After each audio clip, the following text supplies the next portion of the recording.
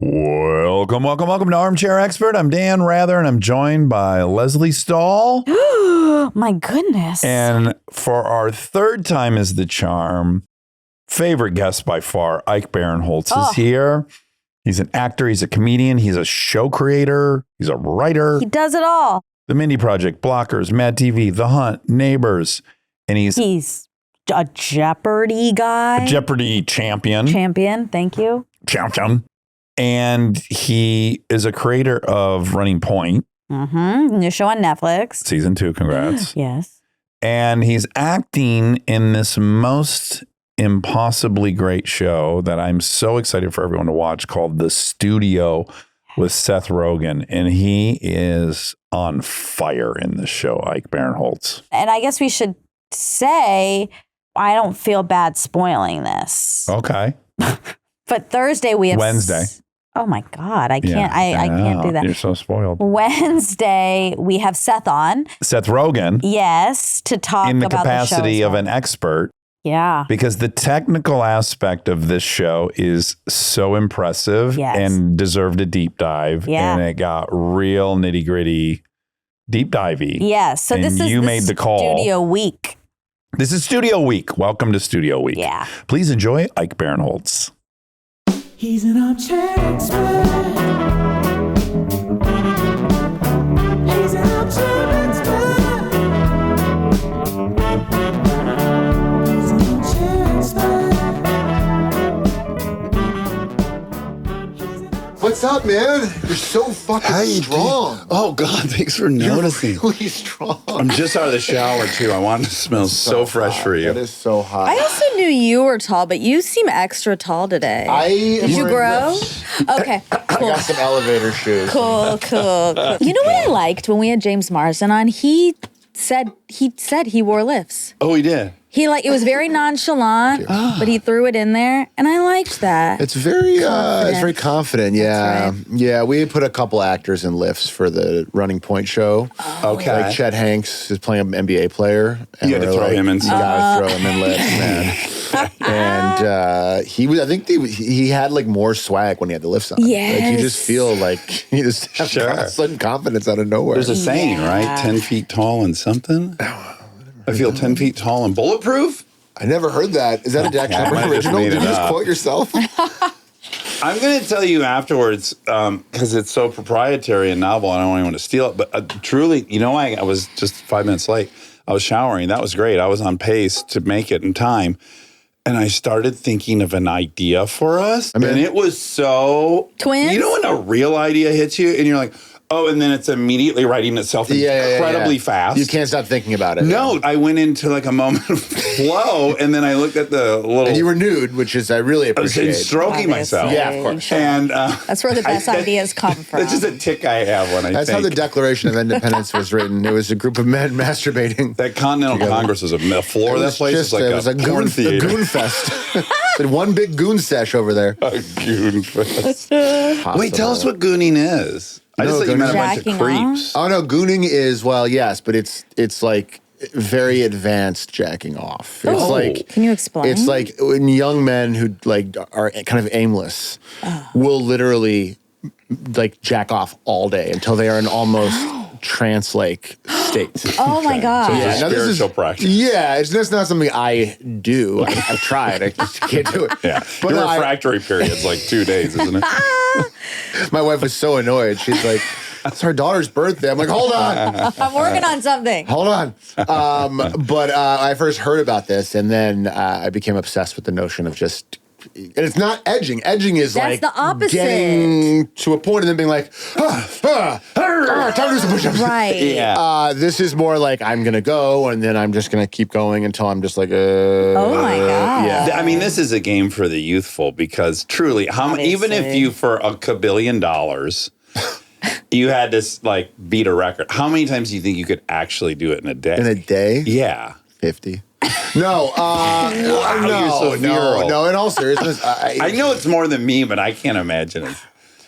5 or 10? A 10. 10. Wow. After 10, you're so exhausted and disgusted with yourself. Yeah. You feel like Yeah, just sure. a piece of trash. Well, how long does it take How To long does rebound? it take to rebound? Yeah. That's like, I think would become my issue in this hypothetical. Like 30 race to minutes or like Bezos's 5 bucks. minutes? Can we call it Bezos's bucks? Bezos's bucks. The Bezos's beat off bucks challenge. Oh, God. Honey, I'm hosting a new show. That was my idea. We're calling it Triple B. That was the idea? in the shower. Yeah. Bezos Ike, beat off Bezos. bucks. How do I combine this? Oh, everyone else is so tired of it. But can I tell you my favorite joke I think I've ever come up with? Yes. Okay. Everyone else. Did you see that Forbes just recently announced the richest man in Mexico? No. Jeff Bezos. Oh, my God. It's good. It's good, though. Jeff Bezos. Again, don't do that. Yes. It's good. No, it's like watching somebody open somebody's present. Like you said this is the best joke I've ever come up with, and then we have to watch a reaction. I'm not even worried though, because what happens when you hear the joke is you go, "Oh, this is racist." Right. You're That is where scared. your mind goes. You're like, oh, shh. Of course. That's why it's a nice joke because Yeah, it relieves it's a the little tension surprise. of thinking you're going to have to fake laugh at a racist joke. Then you realize you're racist for thinking it might be racist in the first place. Right, then you're almost feeling guilty, and then the relief of it's wordplay. That's a good one. It's That's a good relief. joke when it traps you, Yeah. creates moral conflict. Oh, what you don't want is like someone to like guess the answer. Like, well, what do you call the richest man in Mexico? And they're like, I don't know, burrito late. Like, you know what I mean? You're like, no. Let me just get the joke out. God almighty. Sure. You know? Wow, Like, that's yeah. I didn't even and modeled out that. You just got to make potential. sure you're not telling this joke to anyone you think might be. Yeah. Wow. Oh wow. Boy, I didn't even think that could happen. Yeah. Oh, let Wow. me guess. No, Don't get this. This isn't Let me whip through this. It'll take literally 5 seconds. Probably some people I would ask would know. It's like the telecommunications guy, right? They would go, Yeah, Carlos Slim. And you're like, okay, well, All right, I'll talk to you later. bye. But I am on the cover of Forbes this month, which is what I'm here to. I could see that happening. You're very busy. Very busy and very busy in the financial world. And made a lot of deals I being sure made. hope Just so. closed a big deal on the way over here. I don't want A lot of venture capital stuff. For lot of VC. VC. Oh, VC. Yeah. You and your That's boys. what we call it. We call it VC because we're so busy making deals. We don't have time to. Yeah, you don't have time. No, you don't have time. ROI. I mean, What'd just you say? ROI. There's just I there's no love it. time. Time is money. Time is money. I've been saying that for years, and I love ROI, and I know what it is, and I love it, and it's been a big part of my portfolio. Do you know what EBITDA is? Yeah, dude, I know what EBITDA is. Jesus, Monica, what's going on? Yeah, I know what EBITDA is. Anyways, what else is going on? Do you find though that like you get hit with these terms and it's not, I don't even know. It's probably 50-50 ego, but like 50% yes, I don't want to acknowledge I don't know it. Oh, I hate saying I don't know. It's, Really? There's a real freedom in it, but I really try to be a smarty pants, so I will. I'm surprised by that a little bit. Yeah, no, I present like a dumbass, but in reality, I'm like self-conscious of that, so I want to be like, yeah, I know what that is. Same thing. I read as a dumbass. It's a chip on my shoulder. I'm kind of secretly smart, and Yeah. then I can't possibly expose myself as being ignorant on anything. And then when I do, I talk my way out of it and say like, no, actually, I'm still right. And people are like, okay. Right. Oh, wow. Or I don't know this because no one would know this, and to know it would be stupid. Yes. To even take the time to know this. Yeah, like a lot of times with our kids, my wife will explain something like I recently learned about like kind of how rain works. Okay. Which is like, I'm dumb. I don't know. I just thought it fell from the sky, and then it makes sense that some of the water is evaporating. and Finds it coming way down. back Yeah. up. And so I said it comes from the sky. My wife goes, well, it also comes from, bodies of water and stuff. And I was like, yeah, well, both are right. And it's just like, things are true. who cares? Yeah. Like, I should just shut up and be like, oh, I didn't know that. How old are your daughters? 33, Congratulations. You look 31, and great. 30. Wow. Do you know that's too fast for them to grow? Because I held one when she was a baby. You did. You came over Just and picked her up. 6 That is years ago. true. We've been giving them some What's that one steroids called? and stuff. Progeria? Progeria is, yeah. that's when you're really big. No, that's acromegaly. That's But acromegaly. Progeria is, I think you're aging really quickly. Reverse Benjamin Button. Or straight Benjamin Button. Well, Benjamin Button is you're born old and then you're getting Yeah, younger. he's Well, going opposite. you're right. Yeah. You're right. By the way, I don't mind being wrong to you. which I think is like a great. That's a really nice compliment. That is. Yeah. I think you're like a one that. of one in that category. My God. Well, it's I'm like we've done jealous. 1,000 of these, and you never once. Yeah. Same as you, but we have So you have a baby though. 8 and 11. Then we have a 6-year-old. 8, 11, and 6. Soon to be 12. Okay, now this is repugnant to admit out loud, but I assume you'll join me. Like, don't you love that when they ask these questions of how things work Oh, or my God. anything historic, and you're like, oh my God, I have value in the situation. As wonderful as that is, it is the opposite when like the 11 and now even the 8-year-old is like, hey, can you help me do a very simple math problem? And I'm like, Yes. I cannot. You do that. I can't. I literally cannot do it. Like I could sit here with you and try to pretend like, but it's really, that's a huge bummer. But when it's history or like social studies, English, literature, government, any of that stuff, I am so excited to talk about it. Yes. And, really like to show up. Because all you want is like, you want it in front of your kids, like you want to be valuable to them. Yes. I do at least. Yes. Yeah. And as you get older, you're increasingly less and less valuable. Now, this is going to come later, but now it would be crazy to not address it now. I mean, there's so many things that I'm impressed with you for, truly. But this Jeopardy thing has me like insecure and envious in a way that's just so genuine. So if people don't know, you won Celebrity Jeopardy. I did. And before we even go on from there was a moment in Celebrity Jeopardy. I don't know do you know how wild your True Daily Double was? Like, do you recognize the stakes of that?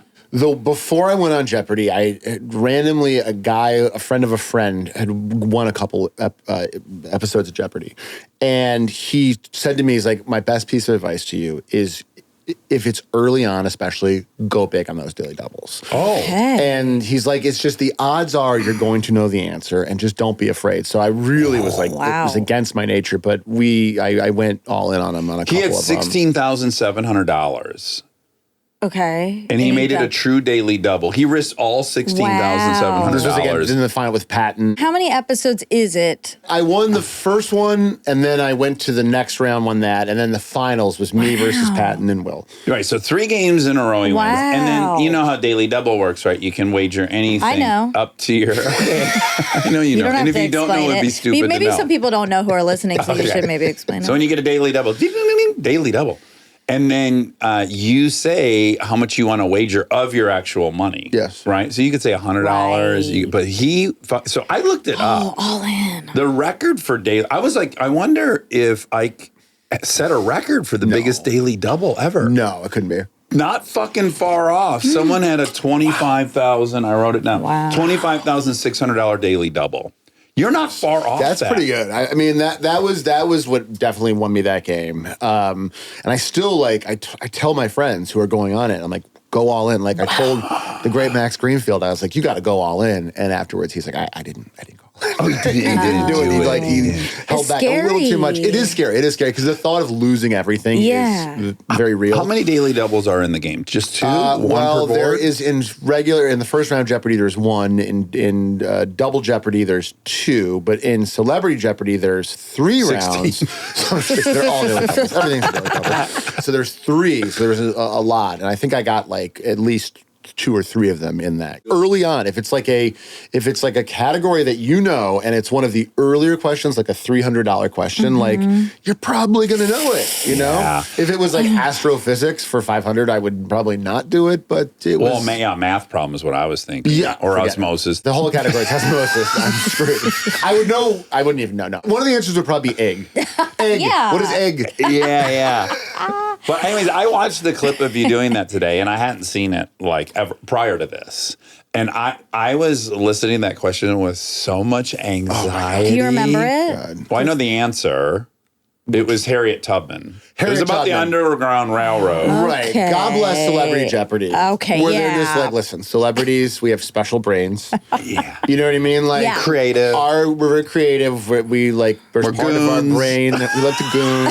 As a celeb, you have to reserve for the red carpet and gooning. Yeah, of course. Like that's just part of That's going to the be deal. 30-40% of the brain capacity. That's most of the brain. Gooning? Relegated to that. It's like an onomatopoeia. It's Like It's it really sounds bad. how it is. You're having a real visceral I reaction to it, Monica, and you're right to. Thank you. Would You you shouldn't kink wanna- shame, but you can kink shame gooners. Wait, can I answer a perverted question? Yeah. Do you have any interest in, and it'd have to be someone you were very attracted to. Okay. If you had the opportunity to watch a live stream of them gooning, would you watch? Jude Law is going to goon. He's going to have a live goon session on is Instagram. hot. He's ready to blow up his career. Jude the Goon Law. Oh no. He's had enough of action movies.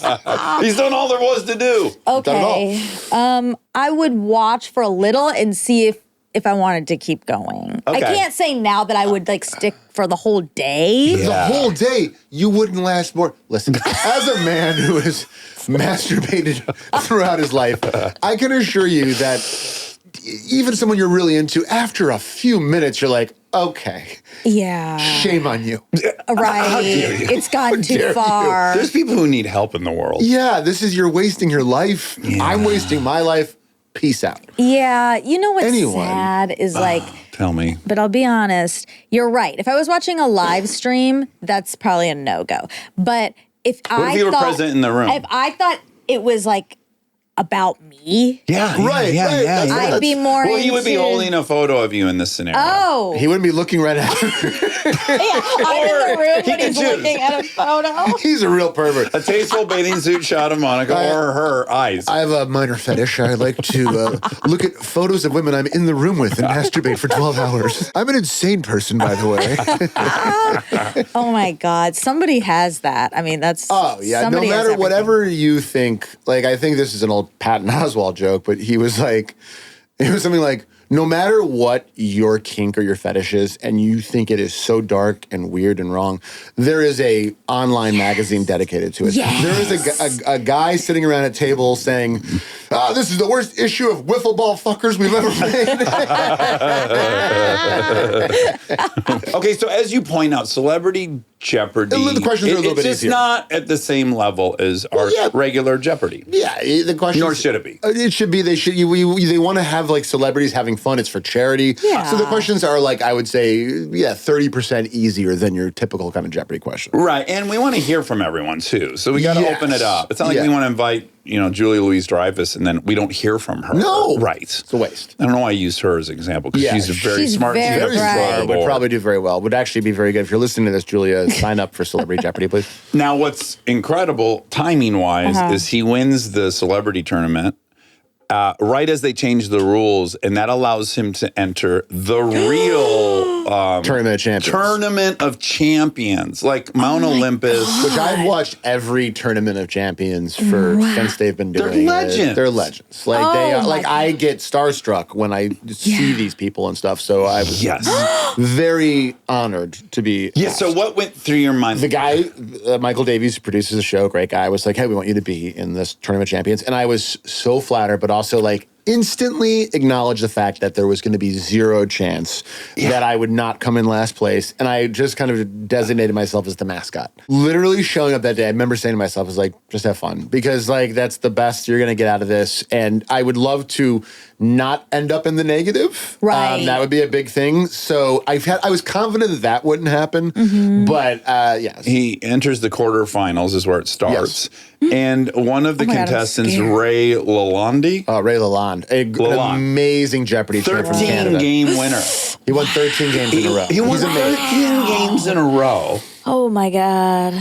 And I bent him over and fucked him on TV. I did, and which was it was my- bad. I am married, and I'm in a That happy was marriage. Yeah, that And was. he's a nice older man. I shouldn't have done that. Yes. Yeah. But I hate Ike him. won. I beat him. I did That's beat him. Ike won. And also there so was a amazing. the other contestant was no Melissa, she's slouch. she's amazing too. Yeah. It was crazy. I had a couple moments in the game where I got a little lucky. Okay, the I had- daily double stuff. I had a daily double again that helped me out. I remember what one of them was. I had a daily double. It was numerical film titles.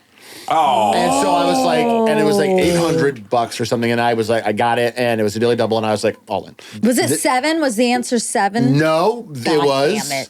13. This Fellini film. nine, 8.5. 8.5. So I knew it. And I I had enough juice to kind of be competitive into the You had a finals. big stack now playing poker. I had a stack playing poker. You got the confidence, you got the chips. You got the swagger, you got the looks, you got the height. Got my lifts on. Going to Final Jeopardy, I was like, okay, maybe this could happen. And then the category for Final Jeopardy, it was Roman poets. And I was And you like, felt good about that? no, I I felt would fucking terrible. I was like, Yeah. it's over. I would never. I was like, instantly, I was like, okay, I know 2 Roman poets. Which are they? What if you go, I know one? Well, at first I was like, I know one, Virgil, but then I was like, then there's Ovid. Oh Ooh, my I don't God, know. Ovid. you're good. This is Ovid, like, I always try, like, what made me think of Ovid. I wish you developed a list when you got really smart because you almost did. You go, Ovid, like you almost. The thing about Ovid is I knew that he was active around 100 CE. Like, I just turned into a different person. Yeah. It's like, You tap into your Hellenic studies side of your brain, and then this is a whole new. You have a lisp. I remember he was exiled. An interesting thing about Ovid. So I knew, I was thinking of, you've seen Eyes Wide Shut. You've ever seen Eyes Wide Shut? Yeah. Right? Yeah. Remember like the scene when they go to like Sydney Pollack's huge, beautiful Christmas party and like they get separated and that really cheesy guy walks up to Nicole Kidman and like takes her champagne and she's like, I believe that's mine. And he's like, my darling, I'm absolutely certain of it. And he at one point goes to her, he's like, are you familiar with Ovid and the Art of Love? Oh. So like for a second, like poet, love, Ovid came into my head. And then I read the answer and I was like, I'm going to go with Ovid. wow. And so I wrote that down. And so then it went down the line and I think Ray got it right, but yeah, Ray got it right. Sure. Didn't bet. Of course, Ray got it right. And then it went to me, and Ken Jennings, who I'm obsessed with, was like, in Hollywood, do they sit around and talk about Ovid? And my answer came up, he goes, oh, they do! And I remember, I'll never forget hearing the crowd go, Wow, this is so exciting. Yeah, you seem like the biggest genius on earth. it was crazy. They didn't know you were like, I know 2, I'm going with one of the 2. No, They were like, wow, he read that and he's like, fuck, that's Ovid all That's day. some Ovid shit. That's my man Ovid. Bitch, please. Give me a hard one next time, Ken. But Melissa still hadn't gone yet because she was in first place. Oh. And so she wrote, who was Juvenile, who's another poet. That's a rapper So too. at that 1 second duration, the audience realized I'd won, and then there was another like, oh.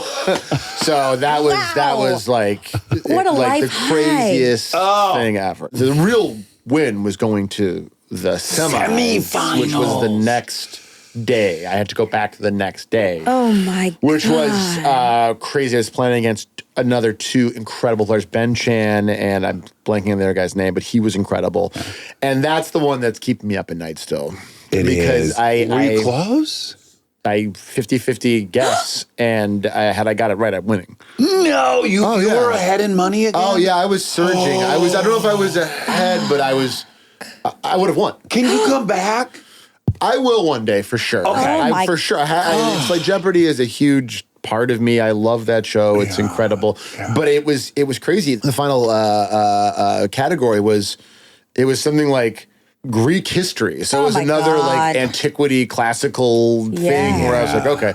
And then this one was this Greek writer wrote this phrase about whom? And it was like, our enemies, blah, blah, blah. So in my mind, I was like, okay, enemies of the ancient Greeks, the only ones I'm coming up with are Persians and Spartans. I'm just going to go with Spartans. And it was Persian. It was Persian. Good God. So had I just gone the other way on that one, I would have gone to the finals. So I will literally some nights just be like, why didn't I just go the other way? I'm so proud of you. I know, this such is- an accomplishment. This is something. nice. It is. It's a very fun thing. I love trivia. And you know he didn't go to college. That's what's fun is he's cobbled together you're a this Good Will crazy Hunting? knowledge for like watching. Jesus. Well, no, I didn't go to college. One day I had like a job, like kind of like a custodial job. Okay, And there was, go on. there was a problem like on a chalkboard and I saw it and I just kind of knew it, so I wrote it down. Yeah. And a guy who worked there kind of in an administrative position saw it and that kind of got the ball rolling. But I wouldn't say it's a Good Will Hunting. Right. Oh my God. That's okay. Do you practice, like, you know how people can get good at crosswords by understanding how crosswords work? Yes. Is that how Except Jeopardy me. is? I know, I'm not good terrible either. at crossword. But is that how Jeopardy is, where you can like learn tricks kind of, or not really? You it's just have to know it. I just don't practice. I just watch Jeopardy. Yeah. Like just watching the show over and over again. There are little tricks when you go on Jeopardy. A big thing is the buzzer. Like I always thought at home watching it that the buzzer is just something you just want to ring as fast as possible. You want to ring as fast as possible, but you don't want to ring once. You want to go Nintendo controller style. Really? Yeah, because if anyone rings early, right, the minute Ken stops asking the question, it coincides with these little lights around the board that kind of go off. Yeah. And once those lights go off is when he stops talking, and that is when your system is unlocked. Oh. If you ring it early, a quarter of a second, you are locked out. Oh. So you want to... Locked out for how long? You're locked out for a quarter of a second. So it's that fast, But that's enough time for someone else to get in there. But so you want to keep doing it in case no one else rings in. Yeah. And so that was a big kind of thing that I had to learn. Okay, so buzzer. I really appreciate that rule that they have, because when we are at home, Chris and I were competing, watching Jeopardy, a rule in the house, because I'm dyslexic, is you can't read ahead. No. And then answer out loud. Yes. I need to hear what Ken's asking. I'm like Kristen, where I would do that for years, just answer right away, which is so rude. And like, just like people would be annoyed. It's because my parents did that because they were rude when they would watch it. So I've since changed that, by the way. That's like the last time I saw your wife, we were doing Jimmy Kimmel together, and they were like, hey, will you do a bit? You know, you do like a bit, like a pre-tape bit. A little bit. It was called like Celebrity Hide and Seek or something like that, or Celebrity Lost and Found, I can't remember. And they were like, we're going to have a person off the street go into like a Hollywood Boulevard gift shop memorabilia thing, and you guys will be hidden in the store. They're going to be looking for you, but you'll be hidden as like part of the atmosphere. Oh, and we're like, okay, cool. Camouflage. Camouflage, right? So we go in. Was it like a souvenir shop? A souvenir shop, right? And there's like you know, half mannequins. It's like the upper torso of a mannequin, and it was wearing like a T-shirt that says like, I don't know, whatever, Hollywood, USA, and then like a hat that says like the stars. And there's like three of them, and one of them they removed, and I like went under the table and was posed like a mannequin like that, you know, with my hat and the hoodie on. And so I cannot move at all. And Kristen's in another part of it. She's kind of buried. So they find this young woman off Hollywood Boulevard, and cousin Sal is like, so here's who you're going to be looking for in the store. And he holds up a picture of Kristen. She's like, oh my God. She's like my favorite. I can't believe this. This is so crazy. When I see her. This is so crazy. And again, she's like 20 feet away. I can hear her in my earpiece, and I am like right here, and I can't move. And then Sal's like, great. And then you're going to try to find Ike Barinholtz. And she's like, I don't know who that is. And I was just like, perfect. This is... And I can hear Kimmel laughing in my earpiece because he's in the studio, and I can't move, just coated in indignity. Oh, no. Just like, and I was like, oh my God. So then she found me, and like right away, I was like, how do you not know who I am? I'm going to send you blockers on iTunes. Jesus. To continue the parallel, now imagine that's my life. Like, I'm married to her, right? Like you had one mix-up in a souvenir shop one day, and you really remember you it. have thousands of hours at airports. And I go to a hotel, and the guy calls me Mr. Bell, you know? Oh, yeah. That's a good one. As bad as I feel for you. Yeah, no, I get it. Try that being your all-day existence. Is it my identity? I'm like, you That's really really listen to funny, podcasts? I'm like the Kristen Bell of podcasts. So you got an earbud in there. What are you listening to? Can I give you a good suggestion? Because guess who doesn't have a fucking podcast from Kristen Bell? Yeah, Kristen Bell. I don't remember her interviewing Jeff Bridges. So whatever. So you tell me. Anyways, yeah, we need more towels. Thanks. Yeah.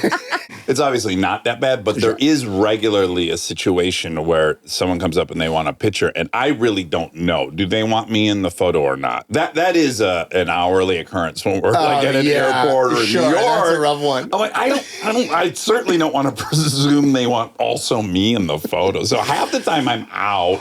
And they'll go like, oh, no, you too. But like, that's only half the time. Right, they feel bad, too. Yeah. They're like, Well, you know what, let's get one with your husband. You stand, there's like trying to figure out how to crop.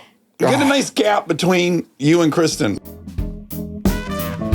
Stay tuned for more Armchair Expert, if you dare.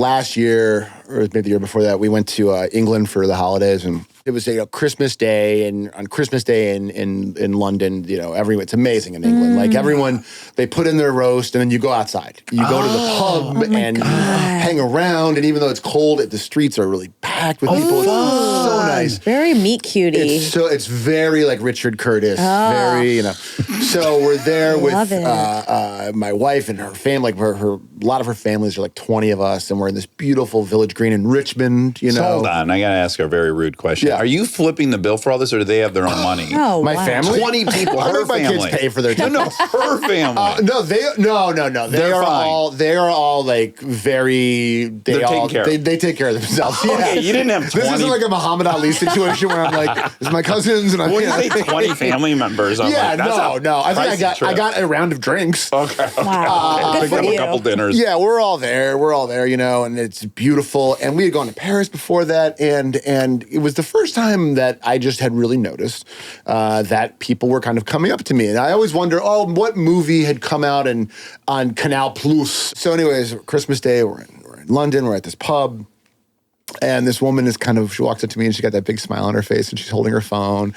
And you know that look when they're excited. And I'm like, hi. And she goes, hi. I go, picture? She goes, please. And I grab him, like, what's your name? And she's like, oh, Sandra. And I'm like, hi, Sandra. And I'm doing the selfie thing. And I'm like, here we go. How's it going? Merry Christmas, by the way. She's like, thank you. And I go, all right, let's do kind of a fun one. And, Oh, you really give a platinum package. because it was Christmas. Okay. It's a day to give back. The high holidays. So I give it to her, and she's like, thank you. Sorry, do you mind taking a photo of me and my sisters? And as it happens, I look and my wife has watched the entire thing. Thank God. And she's laughing the hardest she's ever fucking laughed her whole life. Thank God. She's laughing harder than any movie or TV show I've ever been in.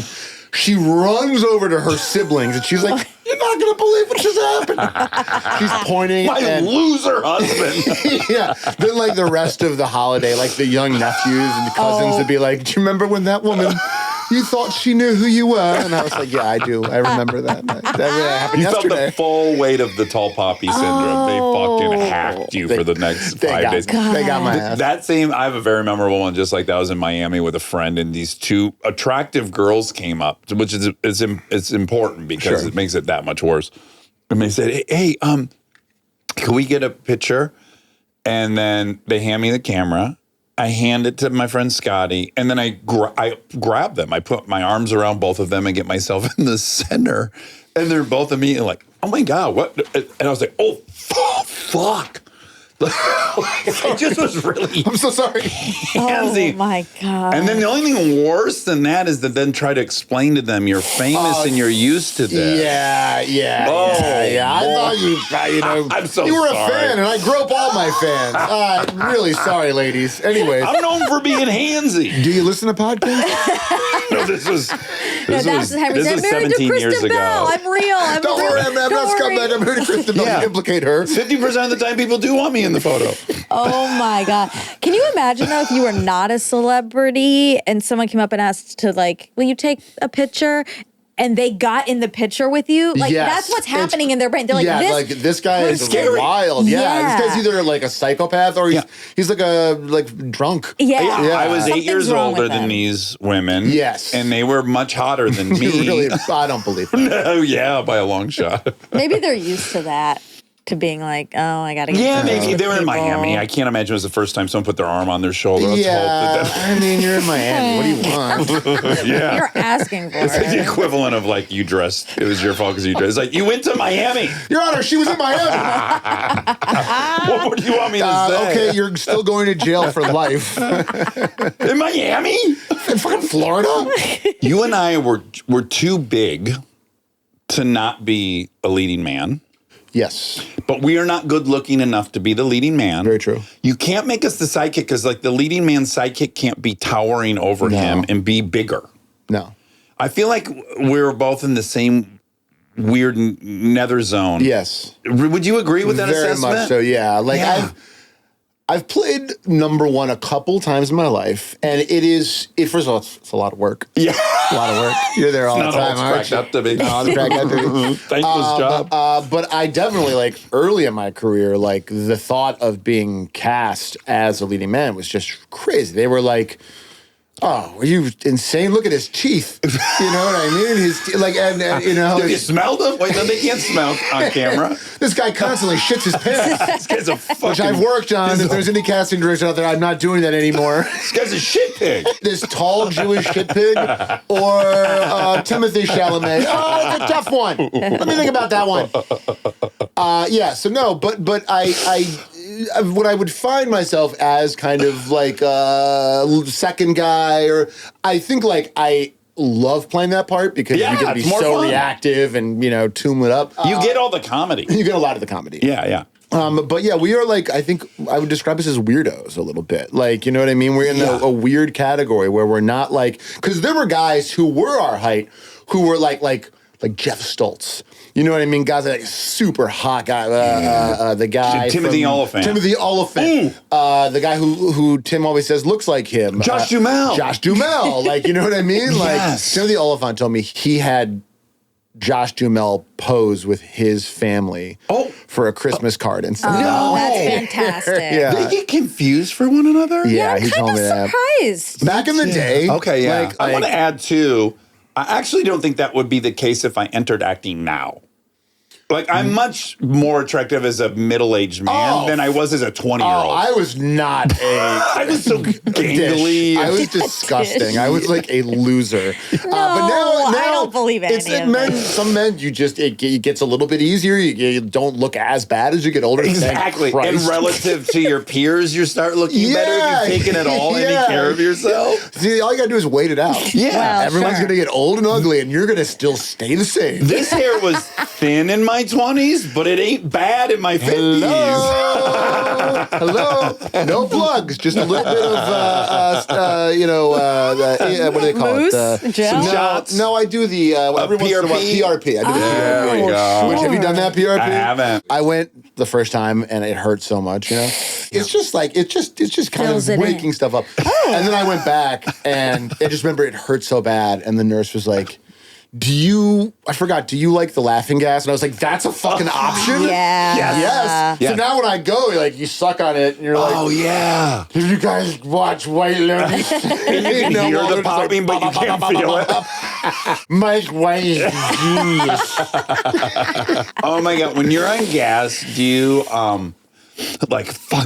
inhale the fuck out of it and try, and then get too high and then have to start breathing through your mouth? Like, do you ever go too hard? I do the equivalent of lung chugging, where I'm just like, give me the good stuff, baby. It's so nice. It's the only time you can do it legally. Yeah. And with medical supervision, it's like you're free to get as high as possible. Yeah. And there's a staff there to bring you back. But I'm such a loser that, I hope my wife doesn't hear this. We have this whipped cream, this nice whipped cream that's in a can that we put on the Ready Whip. waffles. It's like Ready Whip, but it's fancier. Oh, okay. And it's French. Ooh. And whenever it's the end of the can and we're cleaning the kitchen, I always just kind of duck my head out and go, Wow. you get a nice 3-second buzz. Sure. And then by the time you got it in the trash can, it's worn off. It's gone. Then you're kind of angry. God damn it. Oh my God. Do you drink? Do you? He's one of these do. guys I'm so jealous of. He has the perfect relationship with all of it. Really? He can party. I can when party when it's a little called bit. for. As you get older, you definitely want to do it less. Also, they're just coming out with articles now that are like back in the 80s, they were like, doctors say you should have 2 martinis a day. Exactly. Yeah. And now they're like, all alcohol is poison, I know. which is very depressing because I do love on a Friday evening to make a nice cocktail, Yeah, cooking dinner, me too. have a Manhattan, Negroni, one of those. I love that. But as you get older, hangovers become I just, know. even if you have sometimes just 2 drinks, you wake up the next day, you're like, I feel like shit. So it's not worth it. But he can take the right amount of weed as Yeah, needed, okay, and he's okay. not waking up and getting Little stoned before. little mushroom squares that people take. Sure, Those that's are great. easy peasy for you. Yeah, Will you ever blow lines anymore? No, that kills people now. Okay. No, Yeah, no, right? that- Yes, Because for of the real. fentanyl, or Yeah, and also too, anything that's has a probability of killing you that's embarrassing, you can't do once you have kids. That's if embarrassing. a 48-year-old man dies of a cocaine overdose at a bathroom at a friend's birthday party. And he has 3. That is mortifying. Yeah. And it's not even just 3 children, 3 daughters. 3 daughters. It is not to be that guy, but it's like, I have daughters, and I don't want them to know that I died on the floor of a bathroom. I don't need that. It's also been so long since, as you get older too, you start to settle down. Yeah. Cocaine is not a good drug for parents. It's like, you know what I mean? But now the fun thing with drugs are like, they're so like much more organized now. Like we went to predictable. They're predictable. There's people that are making them that you don't think they made it out of like their sock in a bathtub. Yeah, like, it's packaged. It's packaged nicely. Like we went to go see the Dead and Co. at the Sphere. At the Sphere. Yeah, we were doing cool. the studio, and we went and it was like Seth and everyone. So there was a lot of fun things. They have acid. That is in a little, like a Banaka spray. No way. And it's not like back in the day when you take a little piece of acid and for like 14 hours, you're like gone into a dark place. Yeah. This is more like, this just makes me dance more. Oh, wow. Crazy. Yeah. Yeah, I took a little bit, and then at the end of the night, This little pop of acid. little pop of acid. And then at the end of the night, I was kind of having fun. At one point, I just grabbed it and I was going, and then I heard John Mayer go, "Thank you, Vegas. We love you. Good night." It's going to be a weird man. cab ride to All right, I walked into that casino like fucking Hunter S. Thompson. Anyone have ether? Because somebody Speaking of lauded Hunter them. S. Because somebody lauded them around. Out of all the things I've seen and done drug-wise, nothing messes people up more than eating weed. Yeah, that Like, Seth just said that. Said that Monday. If you eat too much weed, you think you are going to die. One time when I lived in Amsterdam, man, I took pop around. I had no idea what the dosage was. Yeah. And we decided to drive to the airport. Sure. Because there was a Burger King there that was open. Okay, that And my friends, we pulled up to like arrivals, and I go, I need to wait in the car. I can't go in. And they're like, okay. And then right as they walk away, I was like, I'm going to get murdered in the car. So I locked the doors and then passed out.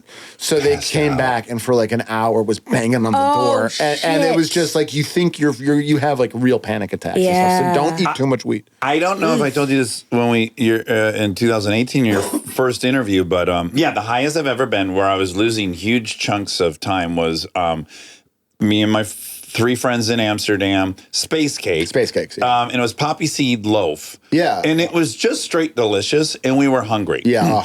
And we ate one, and then I was like, we'll have another. And they're like, oh, you shouldn't have another. And I'm like, we'll be fine. They're so delicious. I was just eating it for the taste at that Yeah, point. that's the worst. that's yeah. bad. And we got into this insane cycle. We made it back to our hostel, and we were all sitting on bar stools.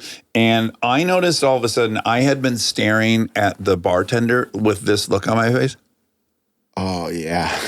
And I go I go, oh, like, why did my jaw sit there? And I turn and I look, and all 3 of my friends are also staring at the bartender with the same look on their face. And I go, 3 morons.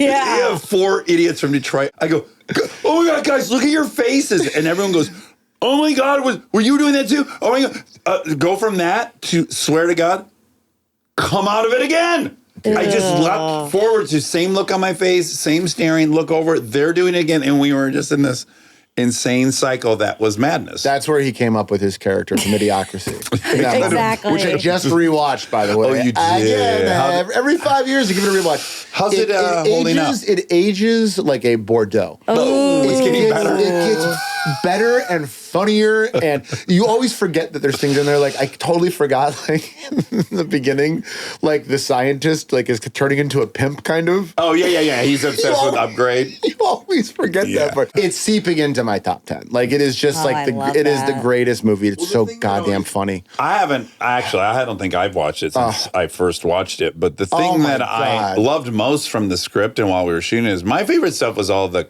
ads. Dude. Like, if you don't smoke Carlton's, fuck you. Fuck you. You know, or like that Fuddruckers had become buttfuckers. And then they're showing the passage of time of how the thing iterated into buttfuckers. All that stuff to me was just I loved David it. Herman was killing me in this one. What's wrong with you? Like, he's so stupid. The movie's amazing, and you should rewatch it. Like, treat yourself. Watch it with your kids. Do your kids watch any of the stuff you do? Yeah, we showed them Hit and Run the other day. Oh, okay. Because it's such a neat period of time for Chris and I. You know, it's like we made this movie for $1 million. It's about being in love.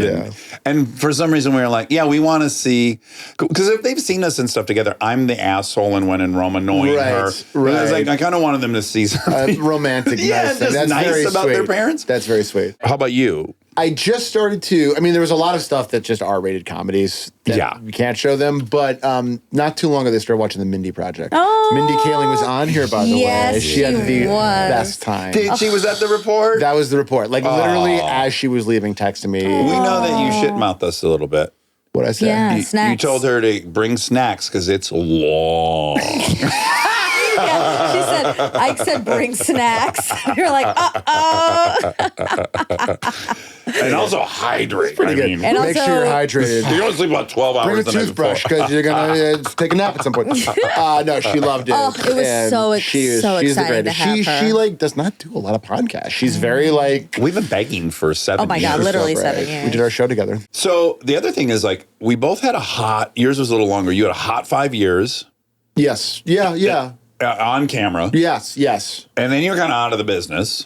Yes. Mad TV was Yep. like young guy doing it, and then promising. out of the business is like basically on the edges of it, where I was just like, "What? This is not working. Yes. It ain't same. working. No one would cast me. I would test for pilot after pilot, and it would be me against 4 guys who were just either much better looking or They'd be watching and be like, do you feel like you could smell him?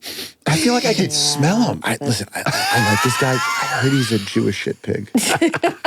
But then you pivot and you start writing. And this is the same with me. I had like a really hot 3 or 4 Sure. years, punk idiocracy, all whatever. Yep. And then really, I don't know if I can get hired for anything. And then I just go to writing. Yeah. And then I have a script under development at Imagine. And while I'm in a note session on that script, they're casting Parenthood. Yep. And David Nevins happens to say, boy, he would be a great Crosby. And then I'm kind of back into acting. That's amazing. But that's the same. We have the same exact story, right? It is, yeah. I mean, I basically like my David Nevins was like Mindy. Yeah. Who was like, oh, these guys wrote a script that I like, and I have my own show that we're starting. Yeah. And You and Dave. me and Dave Stasson. And and then she was like, oh, you should be on the show. And then she created this character, which now that a lot of those things I haven't watched in 10 plus years. Yeah, right. Now that my kids are watching it, So it's so funny. much Do you fun to cry? go- I did cry at one scene just because I remember shooting it. It was being very emotional. It was right around when my kid was born. But it really was great to watch and kind of like laugh because it's such a So just a funny. funny show where all the characters are like the perfect amount of dumb and vapid, Great. but also very kind of sweet and good. It was just so it's really nice to go back and watch it. Then I pushed it one night where my older one was on the couch and we're flipping through HBO and Neighbors was on. And it just in my mind I was like, I watched a little bit of Neighbors with me, and Erica came down. She's like, "Are you fucking crazy?" Yeah, I know. And then 2 minutes later, she had gone to bed, and I look, and it's like Dave Franco's bare butt pumping away, just pumping. And I was just like, "Oh, right, yeah." I did that 2 weekends ago in a hotel with Delta, and Sarah Marshall was on. Okay. And I'm like, oh, this could be fun. Like, this is Mom in a balls of the wall comedy. Great. One of the funniest movies ever. I made. agree. Ever. Yes, and- without a doubt. And I don't love think it. of all the things they've seen her in, they haven't seen her in a fucking hard hitting comedy. And same thing, it's kind of starts, and all of a sudden, Jason's his dick is out and the towel's off. And then I'm even telling myself, like, yeah, we're not hung up on nudity in my family. Right. So that's whatever. And then as it goes on, I'm like, no, I don't think this is the right film for us. Yeah. There's a lot of sex in that. I wish we weren't hung up about nudity, but goddamn, man, like my 11-year-old who's like going on 15, like she'll come into my bathroom Yep. when I am coming out of my shower Yeah. and will like look at me and go, ugh. And I'm like, what are we doing? Why are you doing this? Yeah. This is so mean. I don't go to being your bullied. bathroom and evaluate your body. Yeah, what the hell? Like, and like it's very pointed and just like, ugh. Yeah. And I'm just She's like, what disgusted. are you disgusted? And listen, I get it, but I'm like, just please internalize that, man. Yeah. Do you know what our older daughter asked Kristen at one point? She said, why do you and Daddy's birds, it's universal in my house. Birds, yeah. It can be either male or female. Why do you and Daddy's birds look so old? Oh, that's a tough one. That's a tough one. That's when you're like, I don't know, and you Google dickoplasty. Yeah, exactly. Dick lift Los Angeles. I luckily was not a part of the conversation. We were like the testicles or the what's it? Well, I can tell you now, it's the testicles. Yeah, I guess I didn't need to ask. Those things do not age well. They're the opposite of idiocracy. They just get bigger and longer. Stretchier. Oh, God. So you're losing plasticity, but you're also gaining it there. Oh, it's the worst. What age do you think you have to stop being naked around your kids? When they start When they start doing literally, that. because there was never a thing, and I think obviously like it's probably a little different when it's intersex. Sure. So probably like when they become like teenagers, when they start going through puberty, which is great, but like the minute I get roasted. Right. Now That's when you're I'm- insecure. Yeah, you cover for yourself. So now, like, I get out of the shower quickly, Peek around. Yeah, like I'm looking at On. Okay, So that I think is now we're past the point now. My policy is the same. Mine is like they'll decide that because Yes. like in Europe, they don't give a fuck. They're nude all till Yeah. they go to dinner nude. I'm aiming for that. In Europe they don't start dinner nude until 10 p.m. sometimes. Go to dinner nude. I will say, like, every once in a while, you'll shower with one of the kids, in a hotel. Yeah. That I will now wear underwear on. Because, like, for the little one, especially if she's at, like, dick height, and, like, I don't need to be, like, washing her hair and her to be, like, you know what I mean? So I Staring just at an elephant. forget it. So that I wear underwear for, which is, I think, I would recommend. That feels more perverted for you to wear underwear why in a not a shower. bathing suit? If I walk in and I saw a man and his daughter and he was wearing tighty whities, I'd be like, what's happening? Do you look need like- protection? You look like a David Cross in Arrested Development. I'm a never nude. You're probably sick of talking about this, but it is still so exciting. And it's his fault because he keeps popping up. But your dad, Alan. Oh, my my God. God. We've been along for this whole ride because we were big Jury Duty Oh, it fans. was so good. And he Such a was good show. phenomenal. And then I see him immediately in Running Point. Running Point, Yeah. yes. He Yes. plays a family lawyer. Family- He kisses Kate Hudson. No. Oh, good for him. It's somebody, we wrote the character to be like a very kind of like a avuncular older man who's very touchy and stuff. And so we were shooting it, and he's kind of, Thoreau. He's kissing Thoreau, and Scotty MacArthur. He's kissing him on the forehead. And Kate Hudson, who's so game for like any comedy thing, she's so down. Yeah. She's like, "Hey, on this next take, he should probably kiss me on the lips." So I go to my dad. I go, "You got to kiss Kate on the lips." He goes, "I cannot do that. I cannot do that." Oh. He goes, killing he goes, "I can't do He's a that." He goes, gentleman. "What? I that would be inappropriate." And I go, "No, it's her idea." He goes, "Oh." So now there's like a big fat smooch on the lips, and he tells everyone, he's like, "Yeah, Kate Hudson's a star actress." And I'm like, That "Good is for so him. Take it easy." But he's 70. 72. He's living his best life right now. He's in the studio too. He's Yes. doing I'm in the episodes studio. of the studio, and he's everywhere. a working actor now. It's He crazy. is. It's You've wild. even had He's the opposite of a Nepo baby. He's a Nepo dad. He's a Nepo It's something you daddy. can really get behind. yeah, I like that. And you said you were striking and you brought him along. Oh my God, it was crazy. Like I brought him to the picket line one day, and he sees Titus Welliver, right? yeah. Bosch.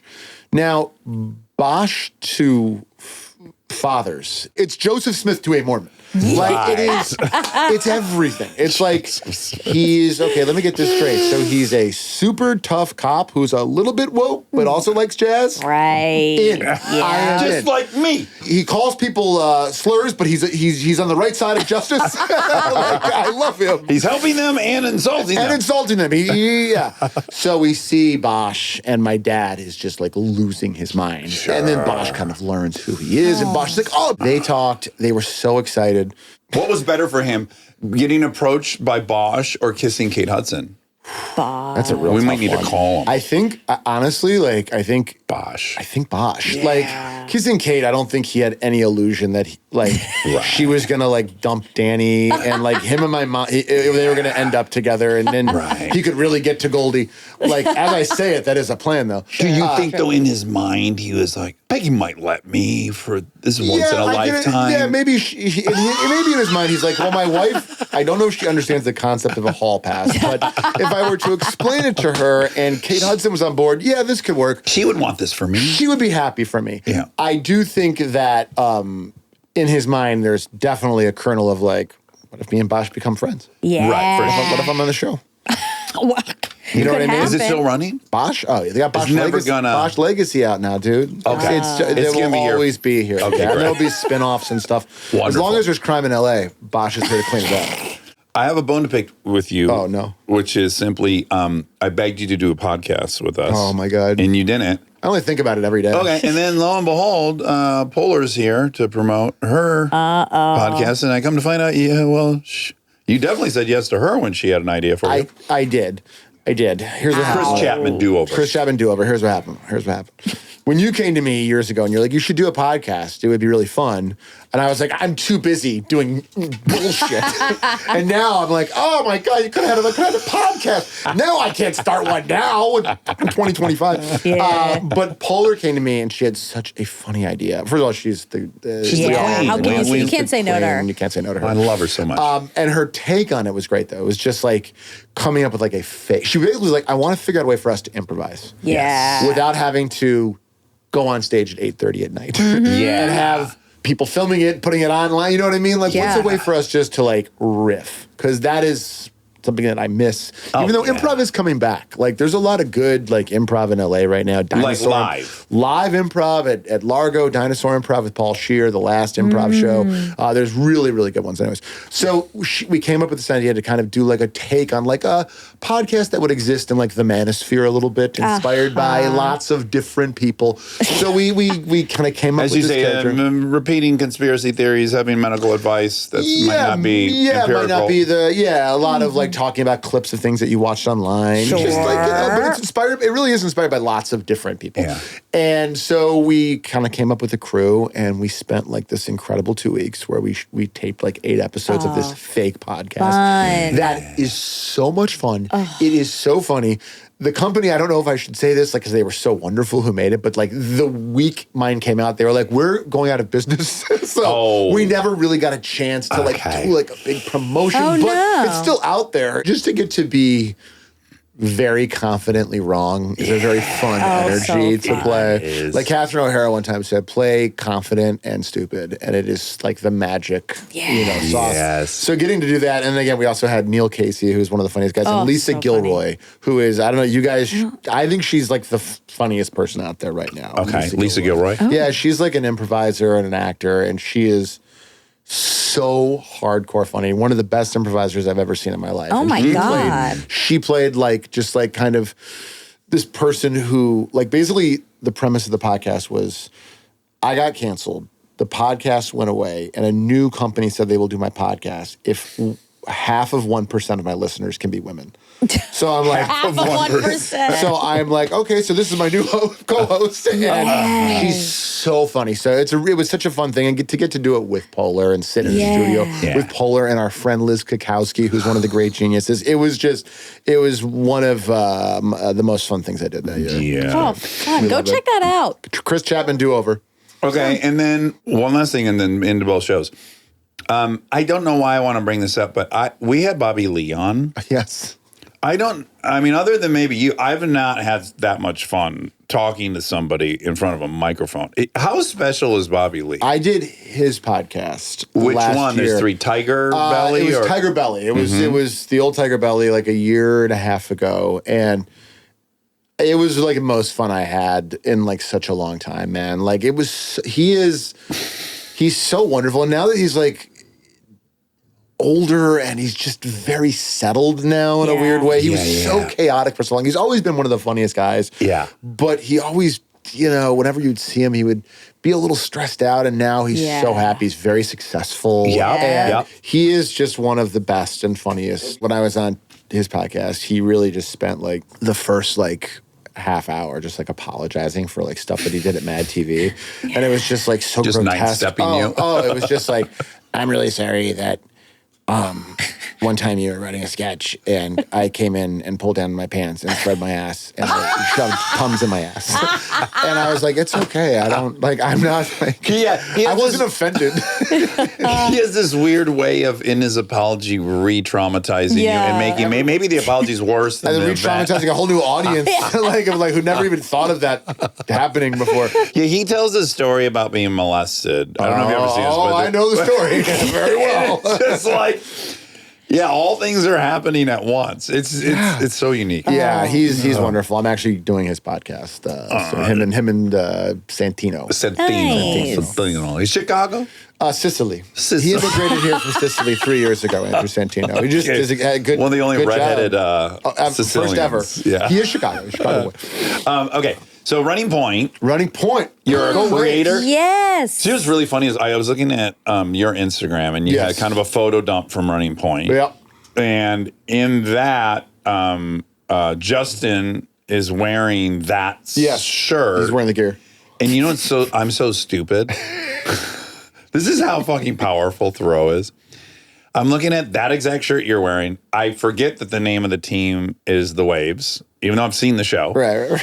And I go, man, look, he did it again. He's got this shirt on that says Waves. It's so fun. Where did he get where did he find what rummage sale did he find that in New Jersey? He's got the. You thought it was like vintage? Yes. Yeah. Everything he wears is so cool and He vintage. is the best dressed man I've ever seen in my life. He has a cool, just fucking oozing cool. If I were to dress like him, people would be like, sir, you need to leave. I gave it a shot. I was like, I think I can pull it off because I ride motorcycles. And I was like, you're not pulling this off. Pulling it off. No, he's one of a kind. Yeah, no, he looks like a European dude who's by himself on a motorcycle, and you look like a guy who's trying to get into the Hells And he's Angels. written 4 or 5 really substantial poetry books that are good. Oh, that's good poetry. It's fucking good. Yeah, he smokes Galois. Yeah, Oh my So God. cool. You smoke like Winston's. Stay tuned for more Armchair Expert, if you dare.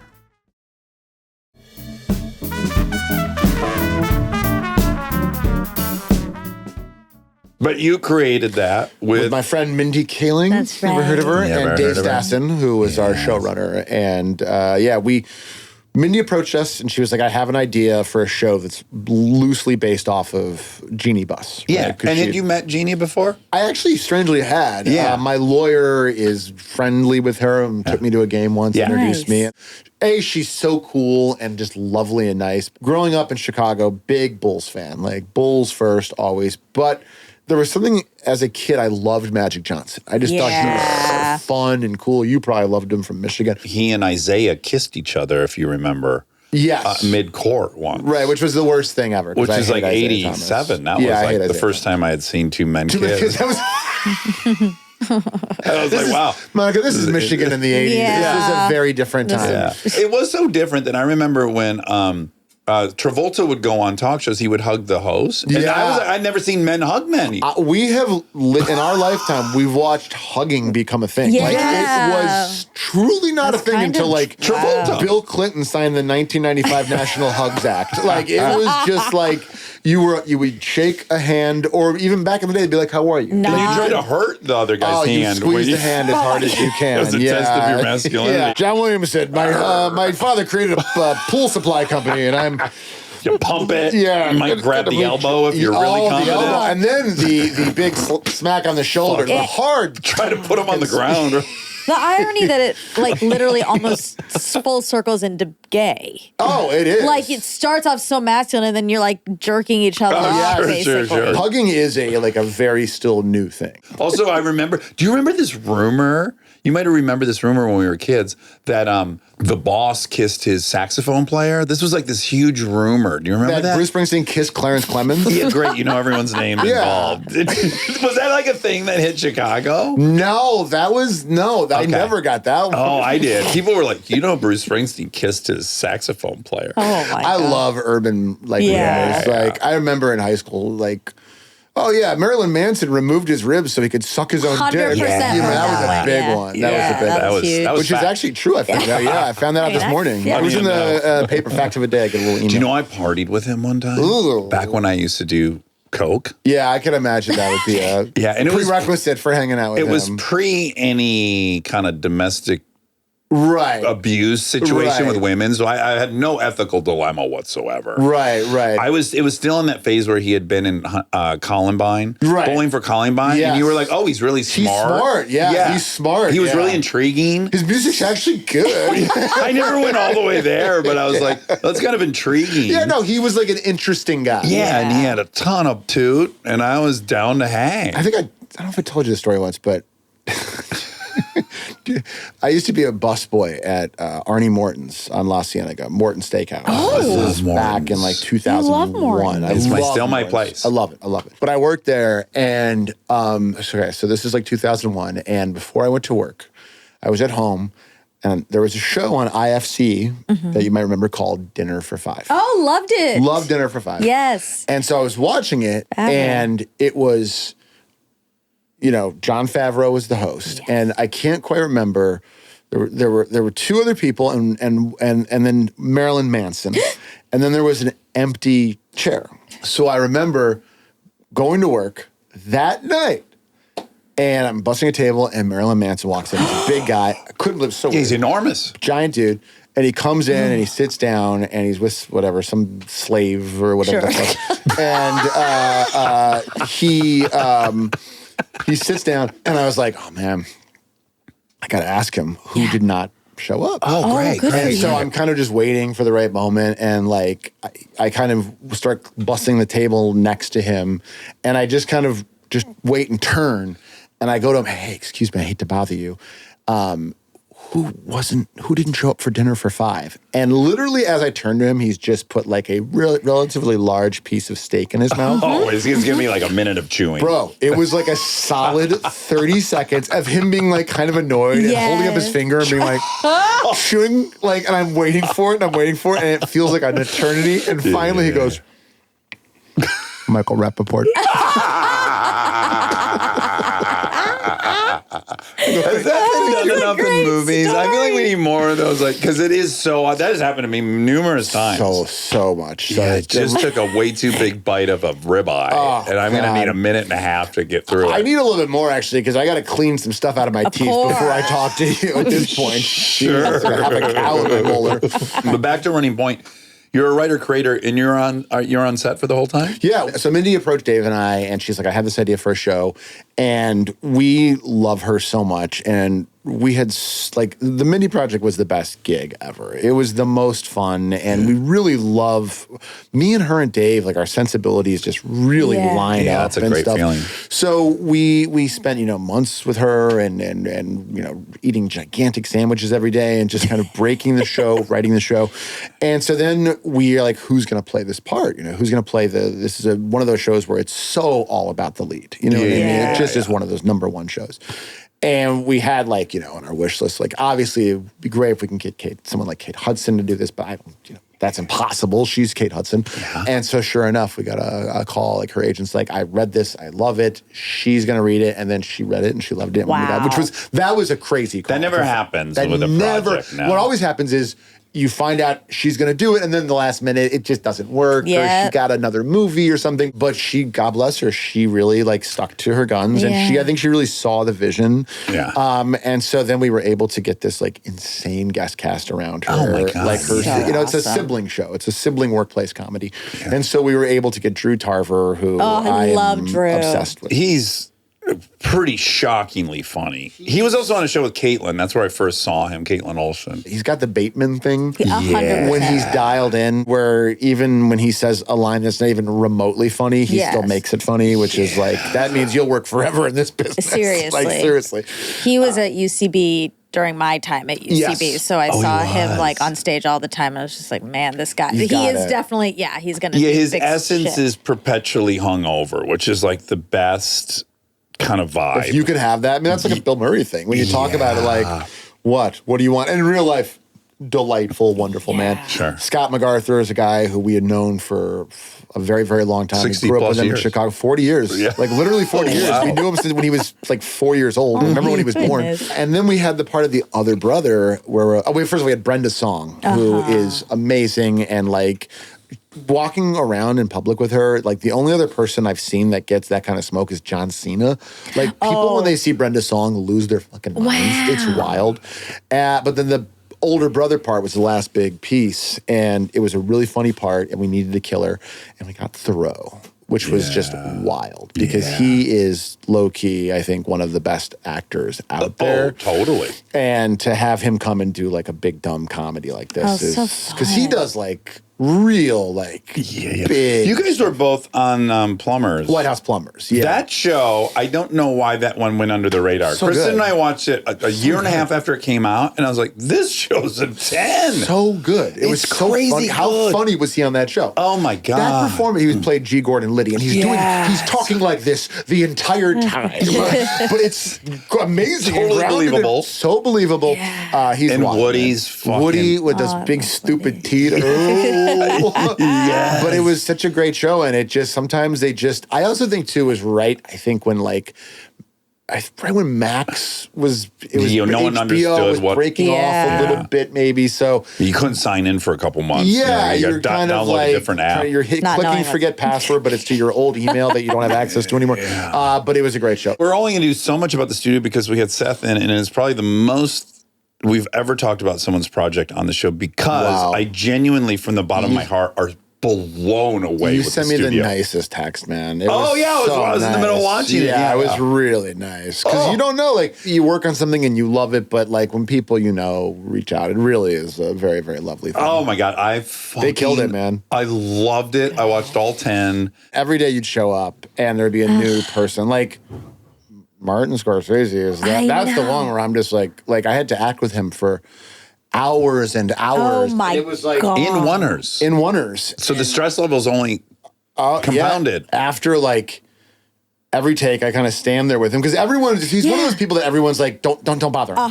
But I'm standing with him, and so I would just kind of just talk a little bit and then try to get out so I'm not talking too long. But like everything, he's one of those guys where it's like he is as advertised, where everything you say to him, he's going to say in the most Martin Scorsese way. Like I'd say to him, like, how do you like how we're shooting? He goes, oh, it's great. It's French New Wave. Godard created that because he only had one camera. So, that's what the French New Wave was. And you're like, okay, so now I'm like, okay, that's so fucking cool he said that. And do you feel like emboldened, like he's opened the door? Yes. So now I'm like, being a psychopath who knows everything about Raging you. Bull. You just pull out a list. Well, I go, your favorite French New Wave is 400 Blows, right? Oh. And he's like, he goes, well, it changes all the time. I think right now it's Jules at Gym. The first time I saw Jules at Gym, I remember sitting there thinking, if only I could make a movie. The whole movie was the first 20 minutes of this movie. And that's Goodfellas. And I'm like, oh. But meanwhile, just ropes. I'm just shooting ropes in my pants. Spray, Just like boom, boom, boom. Like, oh, cool. Boom, boom, boom, boom, boom. Oh, my God. And then I'd be like, bye. Because I don't want to wear out my welcome. Yes. So I'm like, I got to go. I'll be right back. And then just stand like 5 feet. But that was like, it was Wow. crazy. The whole series, every scene is shot in one take. So it's not like a conventional show where we have our coverage and we Were you scared? How did it affect like your comfort in improving? Yes, because you don't want to be the person who That fucks fucks up, And yes. then has the giant reset. And that definitely happened a few times. Great thing about Seth, though, is I swear to God, he is, I don't know if it's like because he's Canadian or the weed. He's the most fucking easygoing guy when it comes to that shit. Even if inside he's pissed, you will never see that. That's because so like if nice. someone would fuck up, he just right away goes, oh, here we go. You know what I mean? Like there was one day where we were driving, Sunset Boulevard is locked off at like 6 p.m. So my we can drive like a 1958 Maserati and do a fucking whip U-turn and pull up into the chateau. And the car just won't start. It's just getting flooded out every time. And he's got to snake up that tight driveway. Bro, it is so high stakes. If it were me, I would just be like, I can't do this, obviously. But Where's as my- a stunt driver, I'll be in the chateau. We'll do a cowboy switch. I'll be on the Cowboy floor. switch, and then if not, just use AI, whatever the fuck that means. And the car's just flooding. Now, if again, the second time it floods, I'd be like, all right, I want to have a little meeting with everyone. This can't flood again, or otherwise, I don't want to be hyperbolic, but I'm going to kill myself. Right. And every time it would flood, Seth would just go, oh boy, This thing doesn't work. what are we going to do? And it was just like so like, good-natured. So I was scared, but again, the knowledge of knowing that even if you fuck up, like they're not going to yell at you. In terms of the improv, it was interesting because I've worked with them a lot. And they're very improv welcoming directors. They really love to kind of hear what you have as long as it's in character and on Driving story, yeah. Every line is not advancing the story, I can assure you. No matter how much the boom operator laughed, it's not going to be in the fucking thing. Yeah. So they are very welcoming of it. But you really do, like some scenes we would rehearse for hours and hours before we even started rolling. So that was kind of the time to throw try out a some shit line, out. try Oh, some shit out. yeah. Once you're in it, like if you throw in, it's like a play. Yeah. You throw in a new line and that affects someone's cue, you're going to feel like a dick. Yes, because the choreography that's happening for these shots, which people might not realize, is there's like 7 assistant directors with earpieces on, cueing guy with the tray to walk through, cueing the light cue. Like, yes, if you fuck up one cue, it's a dominoes. It's a right? huge thing. And like our DP, Adam, is just so active and running around. They built equipment that had never been used before for this. So the cranes flying in. If I ruin one of those takes because I'm like, oh yeah, what are you, Hawk Tuah girl? Like I try to like cram in like a reference. People are going to be like, fuck you. Yeah. It's kind of good. It's like humbling in some ways for actors. It is, man. Like, stick to what you guys have established. Like, to quote Alan Partridge,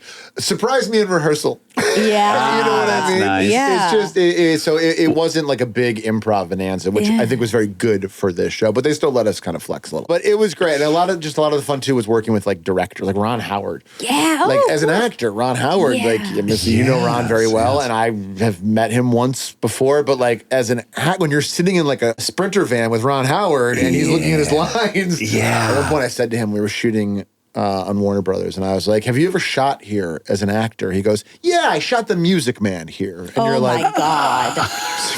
Oh, right. he was the boy in The Music Man. It's crazy. It's crazy. But that part, I would imagine, is fun because once Ron Howard has sides, everything's neutralized. Oh, He's as nervous 100%. about remembering his lines Yes. as anyone else. Like Yes. status is It's an evaporated. at that equalizer, point. yeah, Yes, for that's the sure. word, It's equalizer. pretty nice, yeah. You didn't have anything with Ice Cube. I'm now remembering. Did you? I did. I saw him. I shot with him the day after he came out on the Dodgers center field and sang for the World Series. It was really cool. We did years ago together. We did fucking what's his name, James Corden's show. Okay. And you do it together. Yes. And Cube, For better or worse. For better or worse. And it has been worse for me. Yeah, same. But I walked out with Cube. I was very nervous to meet Cube. He's an intimidating guy. Intimidating guy, and also just like I was obsessed. obsessed. I was obsessed with NWA. I was obsessed with Boys in the Hood. Friday is one of my all-time favorite movies. The Predator is one of my all-time favorite albums. Three Kings is one of my all-time favorite movies. Death certificate? Death Certificate. Trespass. I saw Trespass in the theater. And I walked up to him and he was just like, "Oh, what's up, man? Yeah, I seen you being funny." And I was like, Thank God. That's really good. I'm going to go fuck off now. luckily, I think he thought I was Donnie Wahlberg. Okay, great. But I'll that's, take it. That's fine. I'll take it. If he thought I was Zach Braff, I can talk about Give a Scrubs. shit. Oh, yeah, Donald's a good friend. Yeah, Bill Lawrence whatever. is incredible. Oh, I've never he's worked for amazing. anyone better. Oh, if you come up to me, like, there is a movie called Rat Race. Remember Rat Race? Yes, Seth Green was in it. Seth Green. Oh, yeah. There was a guy in that movie, I'm blanking on his name, who we kind of look alike. Okay. The guy who pierces his tongue and something like this. Yeah. In my, Akin to your Hellenic Studies character. Yes. Yeah. Actually, if you look at the data, probably 5,000 times people have come up to me and been like, "Yo, man, love Rat Race." Whoa. And at first I was like, "That's not me," Right. but now I go, "Thank you." Yes. Yeah. Like that's the the right thing move. to do. Is just Same. I get just- Garden State compliments, and Oh, I'm yeah, it's flattered great to be movie. associated with Yeah, the film. I love the Shins, man. I found them. Yeah. Now, here's one bit of how the sausage was made that I'm curious about is there's this incredible episode called The War, and you and Chase, Oh yeah. you go to war. How great is she, by the She's way? incredible. Incredible. She's a CE, a creative executive, so she's under you on this totem pole. But we have or- this rivalry a little bit. you have a rivalry. Yeah. You're fucking each other over on the director you want for a project. Yeah. And it's escalating. And then it's like, it gets physical. Now, here's where I'm curious in the wonder. Like, I'd be afraid, I'd want to push and get crazy. And then I'd be afraid if it was too much and it looked like, because at the end of the day, you're an enormous man and she's a young She's a little woman. Yes. Yes. Yeah. Yeah. Was any of that stuff circling? I was like, oh man, they found the line just perfectly when as crazy as it could get, but it didn't get scary. At one point, myself was like, I'm yelling at her and she's such a good actor and she's like crying. yeah. And I'm like, I'm going to look like a dick. Yeah. But then it's like, I think it's okay. Like, because Yeah. it's like he's supposed to be a dick. Yeah. But like, Yeah. I usually play bubbly and fun and comedy, stupid. My pants just fell down. Oops, I farted. Yes. To be really fucking like, I will fucking end your career. Yes. You fucking stupid little idiot. Yeah. Like, and you see in her eyes like the hurt. You do feel like a shithead. But it's real. But it's real That and it's good. And happens. they want that. I mean, your character, Sal Seperstein, he drives a yellow 911 convertible. Yes. He is a problematic guy, I would He's say. snorting coke Yes. all the time. Lot My of daughter coke. we were watching the first Sorry. episode with my daughter. No, it was a Khaleesi. It was an even younger viewer we had Oh, involved. We great. had a 7-year-old. Another huge win. And she's like, what did he just do? And I'm like, he did a drug, cocaine. And she was really kind of trying to figure out, did you pound it into your hand? The first time we did it, I was doing just like they had the real fake cocaine, which is Yeah. I think baby laxative mixed with. They say it's all safe. So I was doing that. Yeah. And snorting it. Snorting it. Yeah. And then after like 3 hours, I was like, why the fuck am I? I have a shitty headache now. Yes. Sucks for sinuses. Sinuses are So then fucked. the next time they were doing it, Andy, our prop guy's like, hey, do you want the real stuff or do you just want to use, VFX? And I was Oh like, my God, that was an option? yeah, it's the same thing of like, wait, you offer laughing gas? Yeah, exactly. Why was I not told? So then there was a lot of VFX. But I think when we were doing some of the Vegas stuff, it was so crazy Yes. for the finales that I'm sure there was real powder flying around. Not real cocaine, but real fake powder. But it brought me back. Put it this way. I definitely had the same reflexive diarrhea. Yeah. Absolutely. I remember when if I would do a big line and then I'd be like, oh my God, I could go shit. I was so thrilled. I'm like, here we go. Oh, yeah. It's on. And then like 13 minutes later, you're like, why did I do this? 5 hours later, you're like, I'm so glad I did this. Yeah. Then 24 hours later, like, I need to change my life.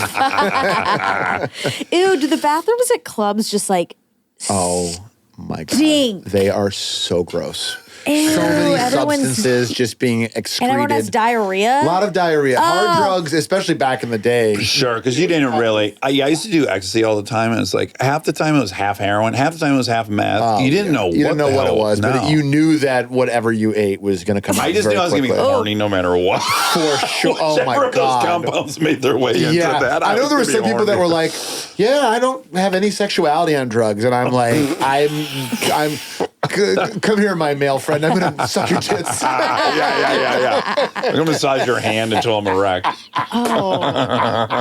God damn it, not anymore. If you and I knew each other in 2000, Yeah. we would not be alive. Yeah, I think that's right. That's possible. One yeah. of us or wouldn't we'd be be- married. Or that We might also be married. Don't rule us never know. out. No.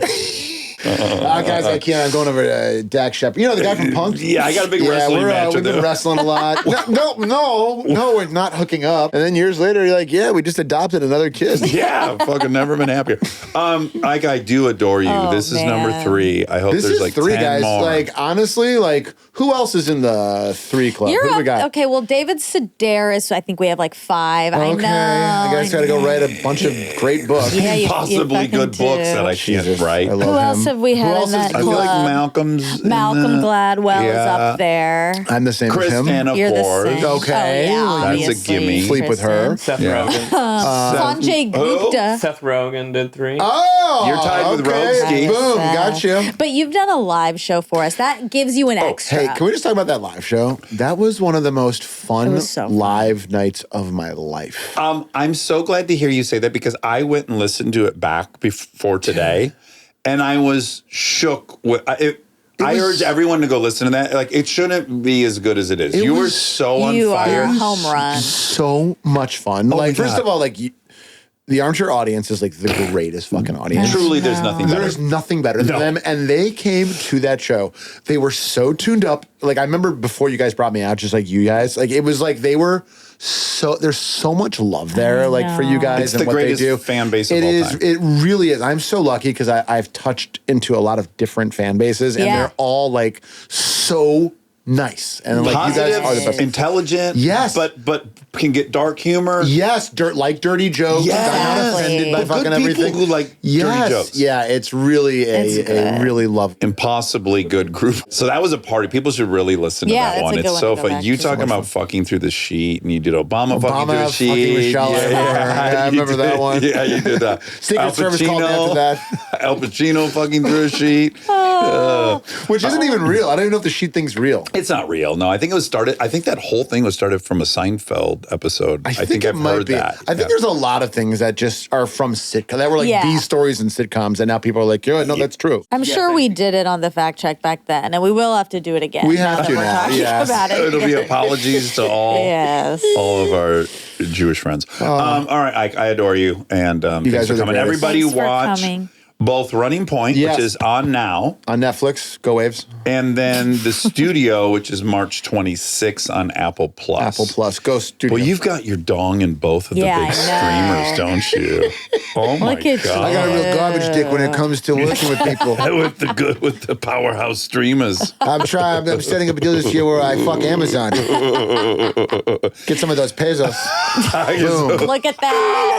La, la, la. Look at that. I was maybe right. going to cut it. Now I can't. Yeah, it's in there. She was sharpening her scissors as I brought up Jeff Bezos. I love you guys so much. Thank you guys for having me. I love you. Measle tough. I sure hope there weren't any mistakes in that episode, but we'll find out when my mom, Mrs. Monica, comes in and tells us what was wrong. Ike Barinholtz. Got him up. Well, I was with Joe Gillette. Great. We were talking about Jackie Tone on Jeopardy, Oh, fun. which then led to me. I tell everyone who will listen about Ike's Big win. incredible performance in the true Tournament of Champions. Yeah, really cool. Won the quarterfinals, almost won the semis. Yeah, it's a big deal. Yeah, what a guy. Okay. You fell in love. Do you want to tell people? I have a big story. Yeah. Let's talk about you Ike falling needs in to love. wait. Yeah, he'll have his time. Yesterday was such a weird day for me. Okay. You know, in television, Yes, I know television. you know about it, Yeah. the industry. Yeah. In television series, sometimes there's an episode called a bottle episode. It's an episode that's sort of a one-off episode in the middle of the series. It normally doesn't really take place in the same location. It has fewer of the like regular characters. It's sort of a one-off. It's a cost-saving episode. Exactly. Yeah. Yesterday was the bottle episode of my life. Oh, okay. I had a bottle episode. Okay, wow. Yesterday, we had nothing. We weren't recording We had yesterday. the day off We had the yesterday. day off. Yeah. It was going to be great. Uh-huh. You know, I was going to have time to edit and get ahead. Yeah. Me too. I was going to And- do research of Thursday's guest. Yeah. Nose to the Grindstone. Yeah. And, but I did have one thing to do, which is go to Santa Monica Ooh. for my face. Yes. Shout out again to Jen at Corrective Skincare. She's just changed my face. She's really taking you to new places. She new really is. heights. I'm so grateful for her. Anyway, so I had to go to Santa Monica, but Side question, sounds perverse, but I am sincere. yeah. Like men's butt cheeks are not appealing. They're like hairy and they just look terrible Well, in general. sometimes they're nice. And you see those ones on TV. Yeah. Like if they're good enough, you'll be a star. Yeah.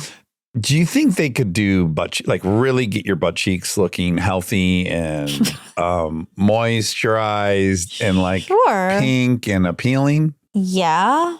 If you cared about that, I'm sure. But I mean, is your face the same as your butt? I guess the skin is skin.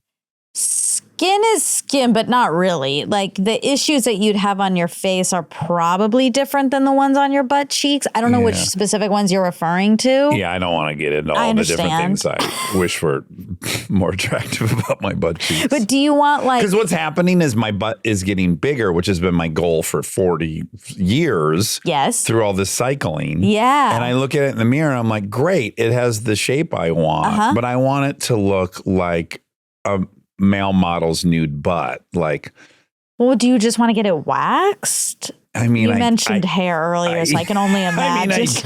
I don't, but I do, but I won't. Yeah. Okay. Well, I think first step would be that. Yeah. And then see some where we're sort at. of serums and moisturizer. But just also my butt cheeks have never been in the sun, or very minimally have they ever been in the sun. So they're the palest part of my body. I don't like that part. Sure. Let's just say there was no hair. Let's say there's no hair. And it looks great. Other than it's just stark white. Could she make it brown? You want it. I don't think so. You could do self-tanner. On my butt cheeks? Yeah. If you really care. All right, is there such thing as self-tanner, or is it just a tinted moisturizer you're using? Or can you put a cream on that'll make the melanin come out? No. It's just a tint. It's a tint, I think. I mean, might help. I don't know. God, I wish my butt cheeks were brown. Really do. I did for when in Rome, because I had so many revealing scenes and I was a male model, I was getting spray tanned the whole time I was in New York. Yep. And I will say, I was like, oh, I like that my butt is that color. Yeah. That's nice. You could get another spray. You could get back into spray tan. Maybe I'll look in the like Offer Up or one of these sites and buy a used decommissioned spray tanning booth so I can do it at home. It is very embarrassing to Why go. don't you just also, you could suntan them. Yes, I would love to. And this is one of my grievances about my life is that there's so many people at my house. There's never, ever. And I'll get agitated. I'll be in my backyard and I think like, yeah, I have this beautiful backyard. I should be able to tan my butt cheeks. No way. Yeah. Dog walker walk in. Anna walk in. My sister walk. Oh, yikes. Do you want to go to my house and do it? Yes. Is that available? Yeah. Okay, great. You can. Do all my butt tanning. I might randomly come to my house. That's probably going to be an issue. The chances are less. I guess when you go out of town, yeah, I'll do my ass tanning over there. Yeah. Yeah. Okay. Sorry, I interrupted you. So No, you're a that's face okay. person. Yes, she's the best. But normally we're normally all circles back. Circles. Oh my God, circles. Round features. So we normally are recording. So I have to go after we're recording, which means I have to do a whole thing, right? Like I plan the face appointment at 4:45 so that I can just stay in Santa Monica. Get a bite to eat. Exactly. Hopefully Molly's available. And then she cancels. And then you don't want to go and you say, I hate it. And I said, didn't you love it? I thought you were excited to go. Correct. That's what happens. And then sometimes every now and then you tonk on the way home. Right. So this time, since we didn't have anything, I was like, I can schedule it midday. And I can try to avoid some of this crazy traffic. Yeah. So I scheduled it for 12. Relaxing morning. Actually, I had a tiny bug. Okay. So I went to bed at 8 the night before and I woke up at 10. God, am I jealous? 14 hours. Yeah. I really needed it, I think. I still didn't feel that great when I woke up, but better based on the sleep. But anyway, so I go to Santa Monica. I wonder what your room smelled like. Ew. Bug plus 14 hours. Don't say that. Why couldn't it have smelled good? Maybe it did. Maybe it smelled great. You know, maybe one it smelled time, even prettier in there after. One time, Delta came over. We stopped by my house to get something when we were going shopping. And she came into my room and she said, it smells like Monica in here. I love this smell. Then yeah, she would have loved it. Should have sent her over to wake you up. Anyway. Okay. So I go and drive there. It takes forever, but it's fine. It's fine. Yeah. Face appointment goes great. I decide I'm gonna go. This is an hour, 15-minute drive, right? It's fine. Then I decide I'm gonna go to R&D Kitchen afterwards. Yeah. Oh, what a treat. Montana Street. Yeah. Drive there, sit at the bar, have my delicious chicken sandwich, have a cookie. Oh, wow. Secret cookie. Okay. They have secret cookies there. And I don't know if I'm allowed to say that. Sorry, R&D, but that's what happened. Get back in the car. I'm like, okay, it's an hour. It's saying it's an hour and 3 minutes. I hate that place. I know, but okay, all right, it's fine. Start driving back. It's gonna be longer than an hour and 3. It's looking like, but I'm like, it's okay. I still have time. I'm gonna get my work done. It's okay. Everything's okay. Don't panic. Yeah. I'm on the highway. All of a sudden, the tire warning light comes on. The light comes on. It shows me which tire. And I was like, oh, maybe it's just like nothing. Maybe just low air pressure. Sure. And then it is dropping so fast. Okay. And it hits 0. Mm-hmm.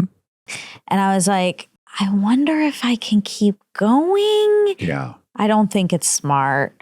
Let me pull over and see. So I got off in Culver City, still extremely far. I had not made it very far. Almost worse, maybe. Now you're in that tangled web of traffic. Exactly. Yeah.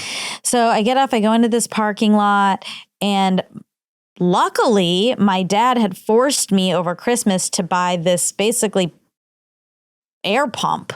Oh. And it's really cool. It's digital. You like plug it in. It tells you what the pressure is and you can fill it up. Uh-huh. So it did say 0 and I tried to fill it up and it could only get to 5. Okay. So it was clear there was a big issue here. Yeah, big gash or big hole.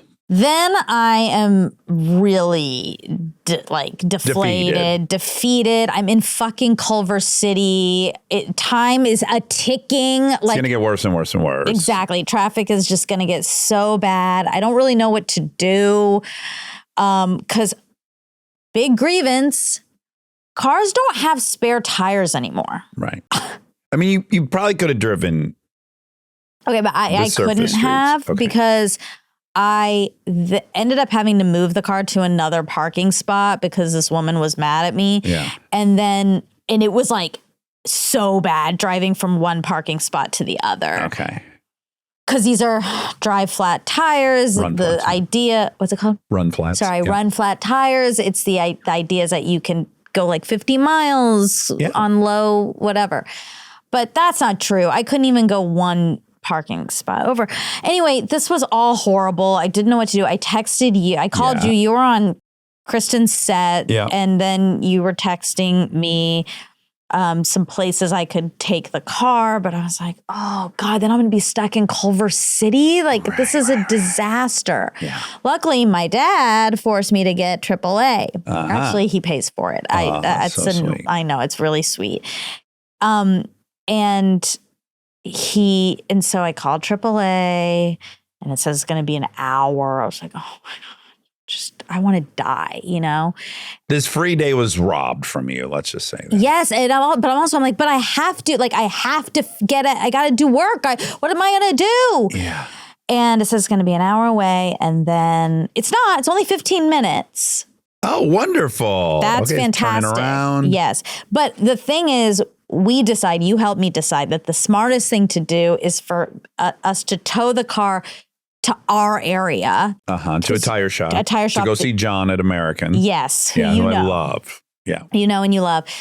And so I was like, God, I'm going to be in this car with this stranger. I didn't even know they let you ride with the tow truck person. Yeah. Yeah. You can. You can? Yeah. Wow, okay. Feels like a big liability, but yeah. Right. But yeah, so I'm like, I'm going to have to be in a car with this stranger for like an hour what if you and a Tonka? half. 'Cause your last Well, I had time. already worried about that. I was like, what if I Tonka and then I have to pull, like, what am I going to do? Anyway, so this man comes to pick me up and he gets out of the truck and he's like, what happened? I was like, oh no, this is already a disaster. And I was like, well, he was like, did you hit something? I said, I don't know, Felt probably. defensive, Yeah. Well, no, it was more like, I don't know. What happened, sir?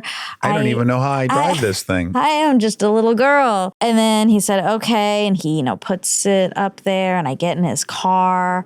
And then I share my location with Jess because I was like, this is uncomfortable. Like I'm about to be in that's scary to me, being in a car with a stranger. And I was very skeptical. Okay. Even if they're working for a I know, but you just never know. And so then he starts talking immediately. He's chatty. Yeah. Well, first he says, how long do you have to wait? I said, oh, not long at all. Oh, good. And then he goes into a very long spiel about sometimes people have to wait hours. It's not his fault. It's because the line didn't train, he didn't get the dispatcher. call. And then his son calls. He takes the call with the son. He then tells he's 70, me. you say? He's around, I would guess, 70, I learned. Yeah. And Although he's black, so he could have been 90. Correct. Right, because they age so much better than... Yeah, but his son is like 30. Okay, so maybe 65. I'm not Anyways. sure. So he then tells me about his son and he's worried about his son, but he's doing good, but he's worried. He does have some mental health problems. Mm-hmm. And then we talk the whole ride. He's Yeah. going 3 miles an hour. Okay, sure. So he's I did- concentrating on the chat. A little bit. And Yeah. I did think, oh my God, because the shop closed at 5. This was around 3. And I was like, I don't know that we're even going to make it. So, I'm having a lot of this turmoil of, I just don't Well, you want to can't be control any here. of the things. Yes, Yeah. I don't want to be here. I'm stuck here. This is fucking sucks. My day is ruined. Terrible free day. Yep. And then I'm like, I gotta start doing email or talking to someone. And then he said, his name is Ted, Yeah. says, kind of kids these days are really addicted to their phones, and he'll have a lot of people on that are just, they're addicted to their phones. And so I was like, God. Yeah, he judoed you. yeah, I was like, I need to be present here. Yeah. And then he said some really sweet stuff about he likes being the part of people's day. Like it's their day has gone bad. Yep. And he likes He's to, the solution. yeah, he likes to help people. And then I was like, you know what? I'm just going to be present for Ted. Yeah. I'm not going to answer the phone. Then we talked the whole way. Yeah. And He then was so you really liked it. So nice and kind and sweet Yeah. and lovely. And it was a bottle episode. And It mostly took place in the car, very cheap to shoot. yeah, exactly. And he told me all these sweet stories about his life, and I just really Say what he said. really He asked enjoyed you if Ted. you were. Well, first he he looked at me and he said, "You're Filipino." Yep. Yeah, and I You got said, it. "No, I'm not Indian." He said, "I knew that. I know See, that." this is where I'm jealous of people that are minorities because you're free to guess. Yeah, Yeah. I wasn't offended. Exactly. Yeah. Because he's black. You're like, great. Yeah, and he was so good-hearted. Yeah, so that- am I, Monica. Well, yeah, you are. But anyway, he said Hold that. on a second. Let me see if I can see Filipino. I can see it a Yeah, little can bit. you, Rob? Yeah, I can see it a little bit. You can? Yeah. Well, Oh, wow. yeah, Filipinos have uncharacteristically big round eyes for Asians. Sure. Right, Rob? Yep. Yeah, we can say that. Okay. Yeah. Because Rob is part. There should be an AI. If people forget, Rob is part Filipino, according to He's him. 25% Filipino. My wife is half Filipino and her family's all Filipino. Yeah, and so so you're you dialed in. decided Yeah. you are also the. He's our resident expert on Filipinos. Yeah. So anyway, he thought I was Filipino. I said, no, Indian. He said, no, I knew that.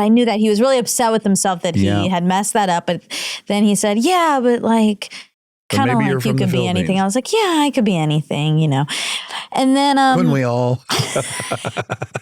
so he told me all these sweet stories and about blessings and, Stuff you knew about India? Or? No, just Oh. in general blessings in life. And he gave his step granddaughter, who calls him his dad. He's very close to her. Yeah.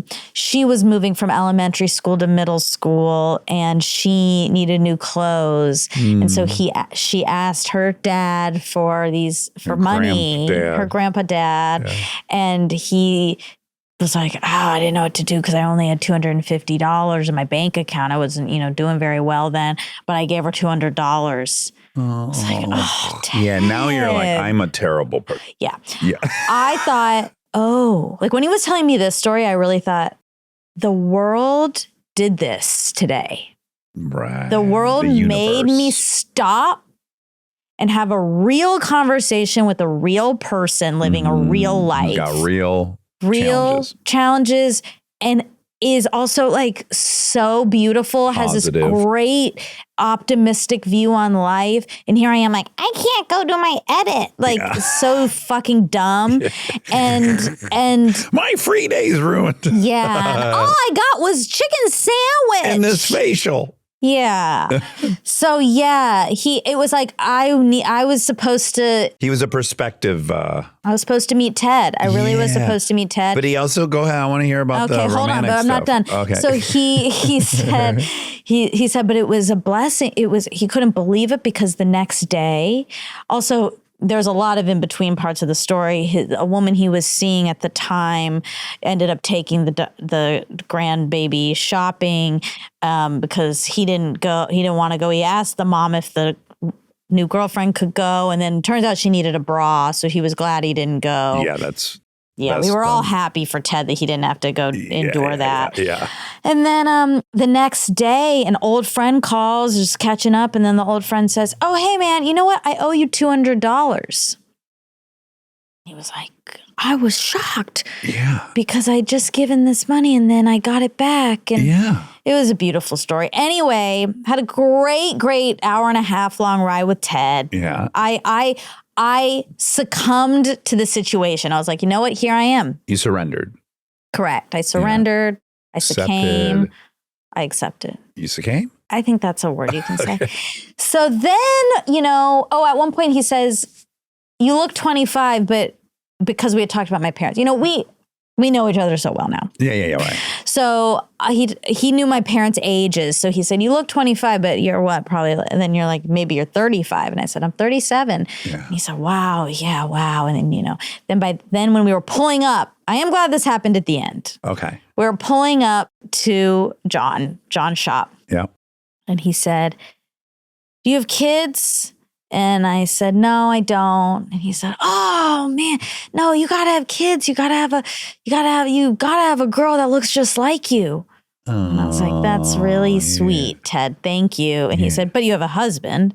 Right. And I said, no, I don't have a husband. And then he almost drove the truck off the road. Yeah, I bet. He really was surprised by that. And he said, well, then everyone's dumb or blind. There we go. Which was very, very, very nice. And I said, well, that's sweet. But, I was like, well, part of it's me. He was like, good. You took a little ownership over this. Yeah. I said, well, I work hard and I'm busy and I don't really, date that much. And then he said, I said, so, part of that's me. He said, well, are you tough? And I was like, yeah, I'm tough and I have high expectations. And I said, and also. What if he said, do you not clean house? Is that? No, he was very progressive. As you're about to hear, I said, well, also a lot of men are threatened by accomplished women. And he said, I've been hearing this and I really don't understand it. I don't understand why if you couldn't be with the smart woman, why wouldn't you be with the smart woman? Yeah, right. Yeah. So he gave me his phone number and he said maybe we could go to lunch. Yeah. And he said we could maybe go to lunch sometime. He's like, oh my God, he wasn't asking me this out. rich fox. He wasn't asking me out. He just wants to we could develop some sort of relationship where we go to lunch. Yeah. And I said, yeah, absolutely. And then I gave him a tip. Okay, great. And he took the money and he said, I'm going to save a lot of this for our lunch. Oh, I love him. I love him. I love him. He's the nicest person I've ever met. Yeah. I think when I told Jess' story, he said, this is when you you do the review and you're like, Ted was great. And they say, Ted's been dead for 8 years. Ted stopped driving for us in 2006 when he passed. I know. He's like a ghost. He's a ghost angel. Yeah, a ghost angel. It was a beautiful experience. Yeah, and I was really grateful for it. Good. And I needed it. Yeah, you learned a lesson by the end of the bottle episode. You always do. You got to learn It's a those lesson. You bottle forget it the next episode, but you do learn it. Oh, yeah. This morning I woke up and I was like, fuck, I didn't do anything I was supposed to do. I'm not Filipino, you racist motherfucker. I know. So, yeah, and I decided to give in to the rest of the day. I didn't do any of the things I was supposed to do. I didn't answer any emails. I don't know why I thought of this. Maybe because this story is so sweet, and then I just naturally have to think of something terrible. Go ahead. What if he had said, he's talking about and then I sent my girlfriend to go take her shopping, and that worked out. But unfortunately we broke up. She said my penis was too big for her. Ted would never say that. Ted would never say that. Stay tuned for more Armchair Expert, if you dare.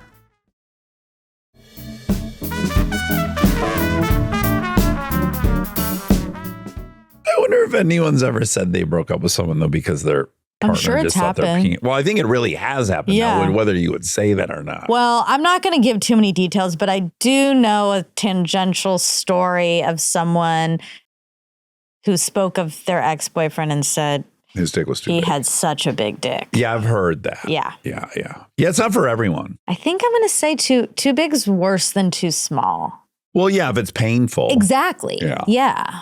Yeah, that's a part of not Best in Show, but Waiting for Guffman. Oh, I love where he had to get penis reduction surgery. I don't remember that. Yeah. I should rewatch that. Anyway, let's not mire this sweet story about Ted. He didn't say anything like that, and he was a beautiful man. And I'm grateful I met him. I guess my only update is I had a first date that went yeah. really, really Wait, 'cause well. I want to hear all about this. So Oh, real quick, I do want to just say publicly, I just want to thank you for helping me. Oh, my pleasure. Because you did. It's rare you I helped me a feel very lot. helpful. Your interests are not things I can generally help with. Yeah, You're never calling me like jeans to buy and stuff. Yeah, like, oh my God, they didn't have this sweater. Don't you know a guy? I don't, No. right? I don't know anything about any of that. Yeah. But yes, if you have a tire problem, I'm like, on it. Here's 3 places by you. Here's my guy, John. I text John, this car's coming, so get this tire already ordered. You know, That's why it's perfect, because I don't need you for Fashion. jeans. Like, Right. I have my own expertise there. But when I'm sitting in the parking lot of a Sprouts in Culver City and I'm like, Is I that where guess you I had to go live inside and get here some now. Ted Seegers? Fuck. Should have went in I'm and sorry. killed a couple cans of didn't. Ted Seegers. When I think like, I guess I live here now in this parking lot, Yeah, right. This is my new reality. then it is very helpful to have someone who knows how to help get me out of there. Oh, my So pleasure. I appreciate it. I wish you had more flat tires. Not for you, No, but for no my thanks. usefulness to you. I only need one TED experience like once every 10 years. Okay. All right. I'll hear from you again in 2035. Anyway, so you had a great date. I had a date. Yeah. A Sunday date, which is a very fun day to have a date. And my date was Walton Goggins, goggle glasses, Uncle Baby Billy's volleyball bunglers. And he had worked like 90 hours that week. Whew. You know, he's shooting Fallout, which is a real show to shoot. I mean, he's in makeup for hours. Yeah. He's on cables. Yeah. So I think the mood was right. Like, I think he was just so grateful to have a fucking day off Nice. and to chill and to sauna and to hot tub. And you never know how these first dates are going to go. Yeah. And it was just really fun. But then we got in a zone in the hot tub. I bet we were in the hot tub together for an hour and a half. Nice. Just really shriveled up. digging in. Yeah. Yeah. Pruned up. Mm. And, yeah, it was just really wonderful. We have so many similar vibey things. So I think that's my full update on life. That's is I had a really great. fun date and I look forward to more. And then I found out last night while we were texting that we both worship Waylon Jennings. It's just really going well. You should watch his Architectural Digest. There's a video of it? Yes. They do house tours of cool I houses. saw pictures of the Architectural Digest thing, There's the a house in the video. Hudson Valley. It's There's a video. Gorgeous. It's gorgeous. He's so neat. He's like been obsessed, I learned on Sunday.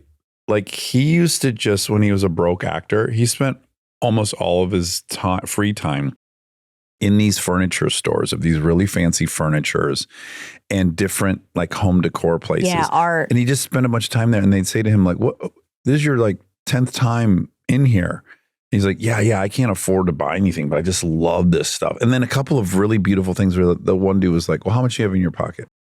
And sold him something for crazy cheap. Oh, really? Yeah, so he's so genuinely. I used to go to lots of home stores before I could afford it. No one offered You got to me go 30 any. days in a row.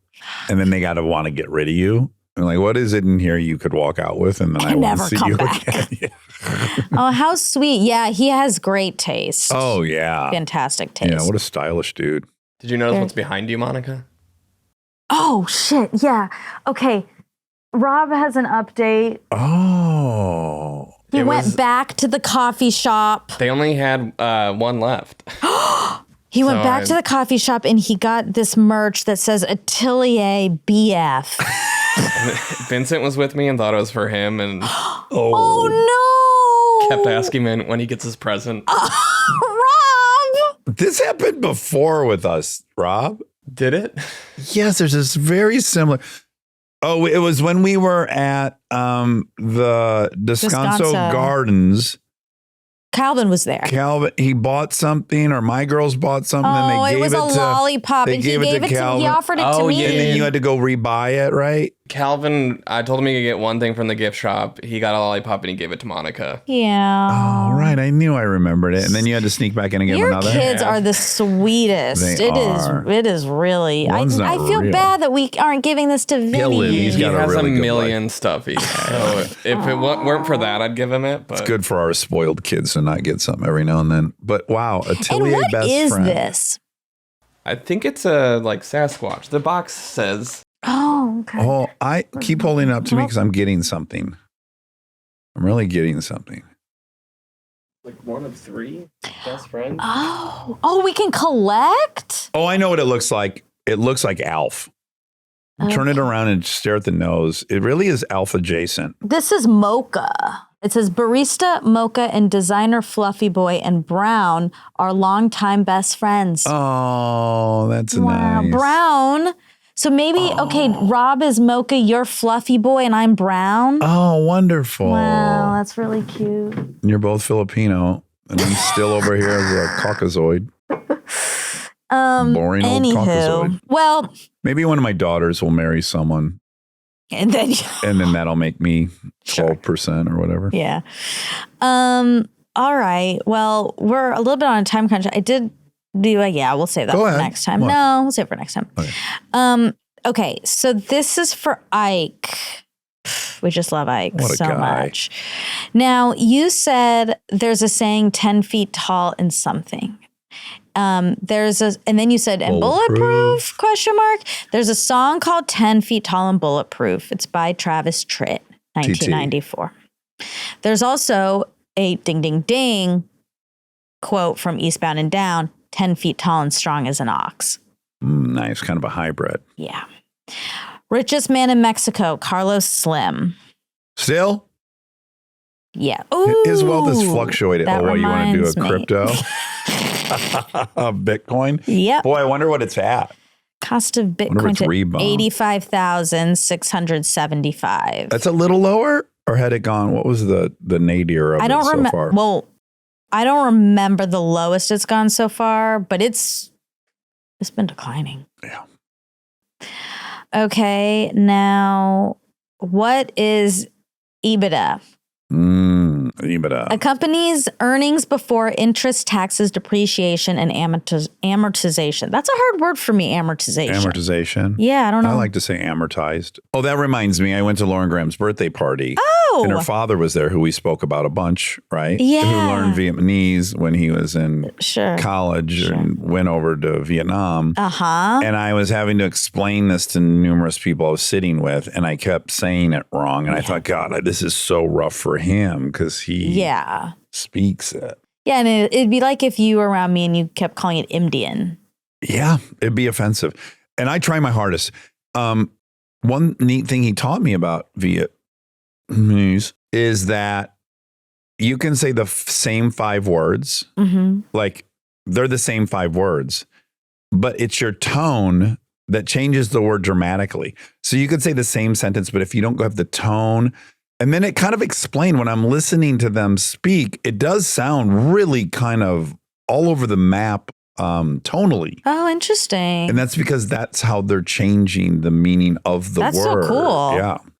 I like that. He gave some great examples of word, like the same sentence means this if you're up here, and then it means this if you're down here. Oh, nice. Okay, is progeria when you're aging really quickly? Yes. Rare genetic disorder that causes premature aging in children. I hate that disease. I know. Who was the other person in Jeopardy semifinals with Ike? There was Ben Chan and then Jared Watson. He was the other one. Okay, Jared Watson. By the way, Jackie beat Neil deGrasse Tyson. I'm so proud of Jackie. That's awesome. Yeah. He said 1995 Bill Clinton signed National Hugs Act. That was a joke. That's not real. It's not real. Okay. And I'm sad about it. Yeah. I wish it was real. Although an excuse for a lot of unwanted hugs, if it's a national. People are like, I'm so sorry. I just got to do this. You're right. Honk, honk, honk. Aruga, Aruga. Oh, yeah. Tune in Tokyo. National hugs. Yep. I guess we did dodge a bullet there. Okay, did Marilyn Manson... You did, not me. Well, I don't think you would like some person coming up to you random going, Hong Kong tuna in Tokyo. Aruga. Oh, yeah. Yeah, that. If they throw an aruga my way, I might be able to deal with it. Okay. Did Marilyn Manson take his ribs out so he could suck his own dick? No. To hear you say it that way is so funny. He didn't do it. He didn't do that. Yeah. It turns out he could suck his own dick with all of his Yeah, ribs he in didn't place. need to remove any. What a bizarre urban legend. Did Bruce Springsteen kiss Clarence Clements? Oh, Yes. they did. They kiss many times. Oh, they kiss all the time. At the end of the song Thunder Road. Clarence said that it just happened spontaneously the first time because Bruce was kneeling down by him. They loved each other like brothers and it just seemed natural. Then I guess they made it into a thing. Okay, he talked about eating a gigantic sandwich. Right. During the writers' sessions with Mindy And and the way Dave. he was talking about that sandwich, He can sell it. I wanted it so bad. And then I got a gigantic sandwich immediately after he A left. Dagwood? No, it was turkey. What's Okay. a Dagwood? Yeah, you should look it up, but it's just an enormous sandwich. My grandmother used to say, "Do you want a Dagwood?" And it was just like, it would be 7 inches tall with like lettuce and tomato and this and that. Tall multi-layer sandwich made with a variety of meats, cheeses, and condiments. But is it different than a sub? Dagwood. It's taller with just like regular More vertical. white bread. Okay. Like the houses on the border of white Kentucky bread. and Cincinnati. Okay. I mean, I don't Okay. think the bread matters, but like a typical loaf. Oh, interesting. Okay. Anyway, I think he could sell sandwiches like as a second career. Yeah, he could do anything. Just by saying I ate a sandwich, like it really got me. Okay, who's the Rat Race actor who looks like Ike? His name is Vince Viluf. Vince Viluf. Vieluf. Is fucking through a sheet. Hot? Well, that is no question. Yeah, Yes. TBD. But no, is it a thing in the Hasidic Jewish community? No. Let's just put that to rest. Yeah. It's but not. let's bring it up in 5 months again. Yeah, we with will. A different guest. And then Measle Tov, you say at the end of the episode, that's an old callback. You used to say it all the time. Mm-hmm. Our early listeners will remember it well. Yeah. And Back when I was on Twitter still. you weren't saying it because measles had an outbreak. It was an old callback. That's it. That was everything. Okay. Let me shout it from the rooftops. I love Ike Barinholtz. me I think he too. might be the perfect person. He's a great person. Because he's kind of like, remember when Jonah Nolan rolled up and you're like, this guy's a genius? Same with Ike. That's so Mixed Messies. I love that. We love mixed Messies. Yeah. All right. All right. Love you. Love you.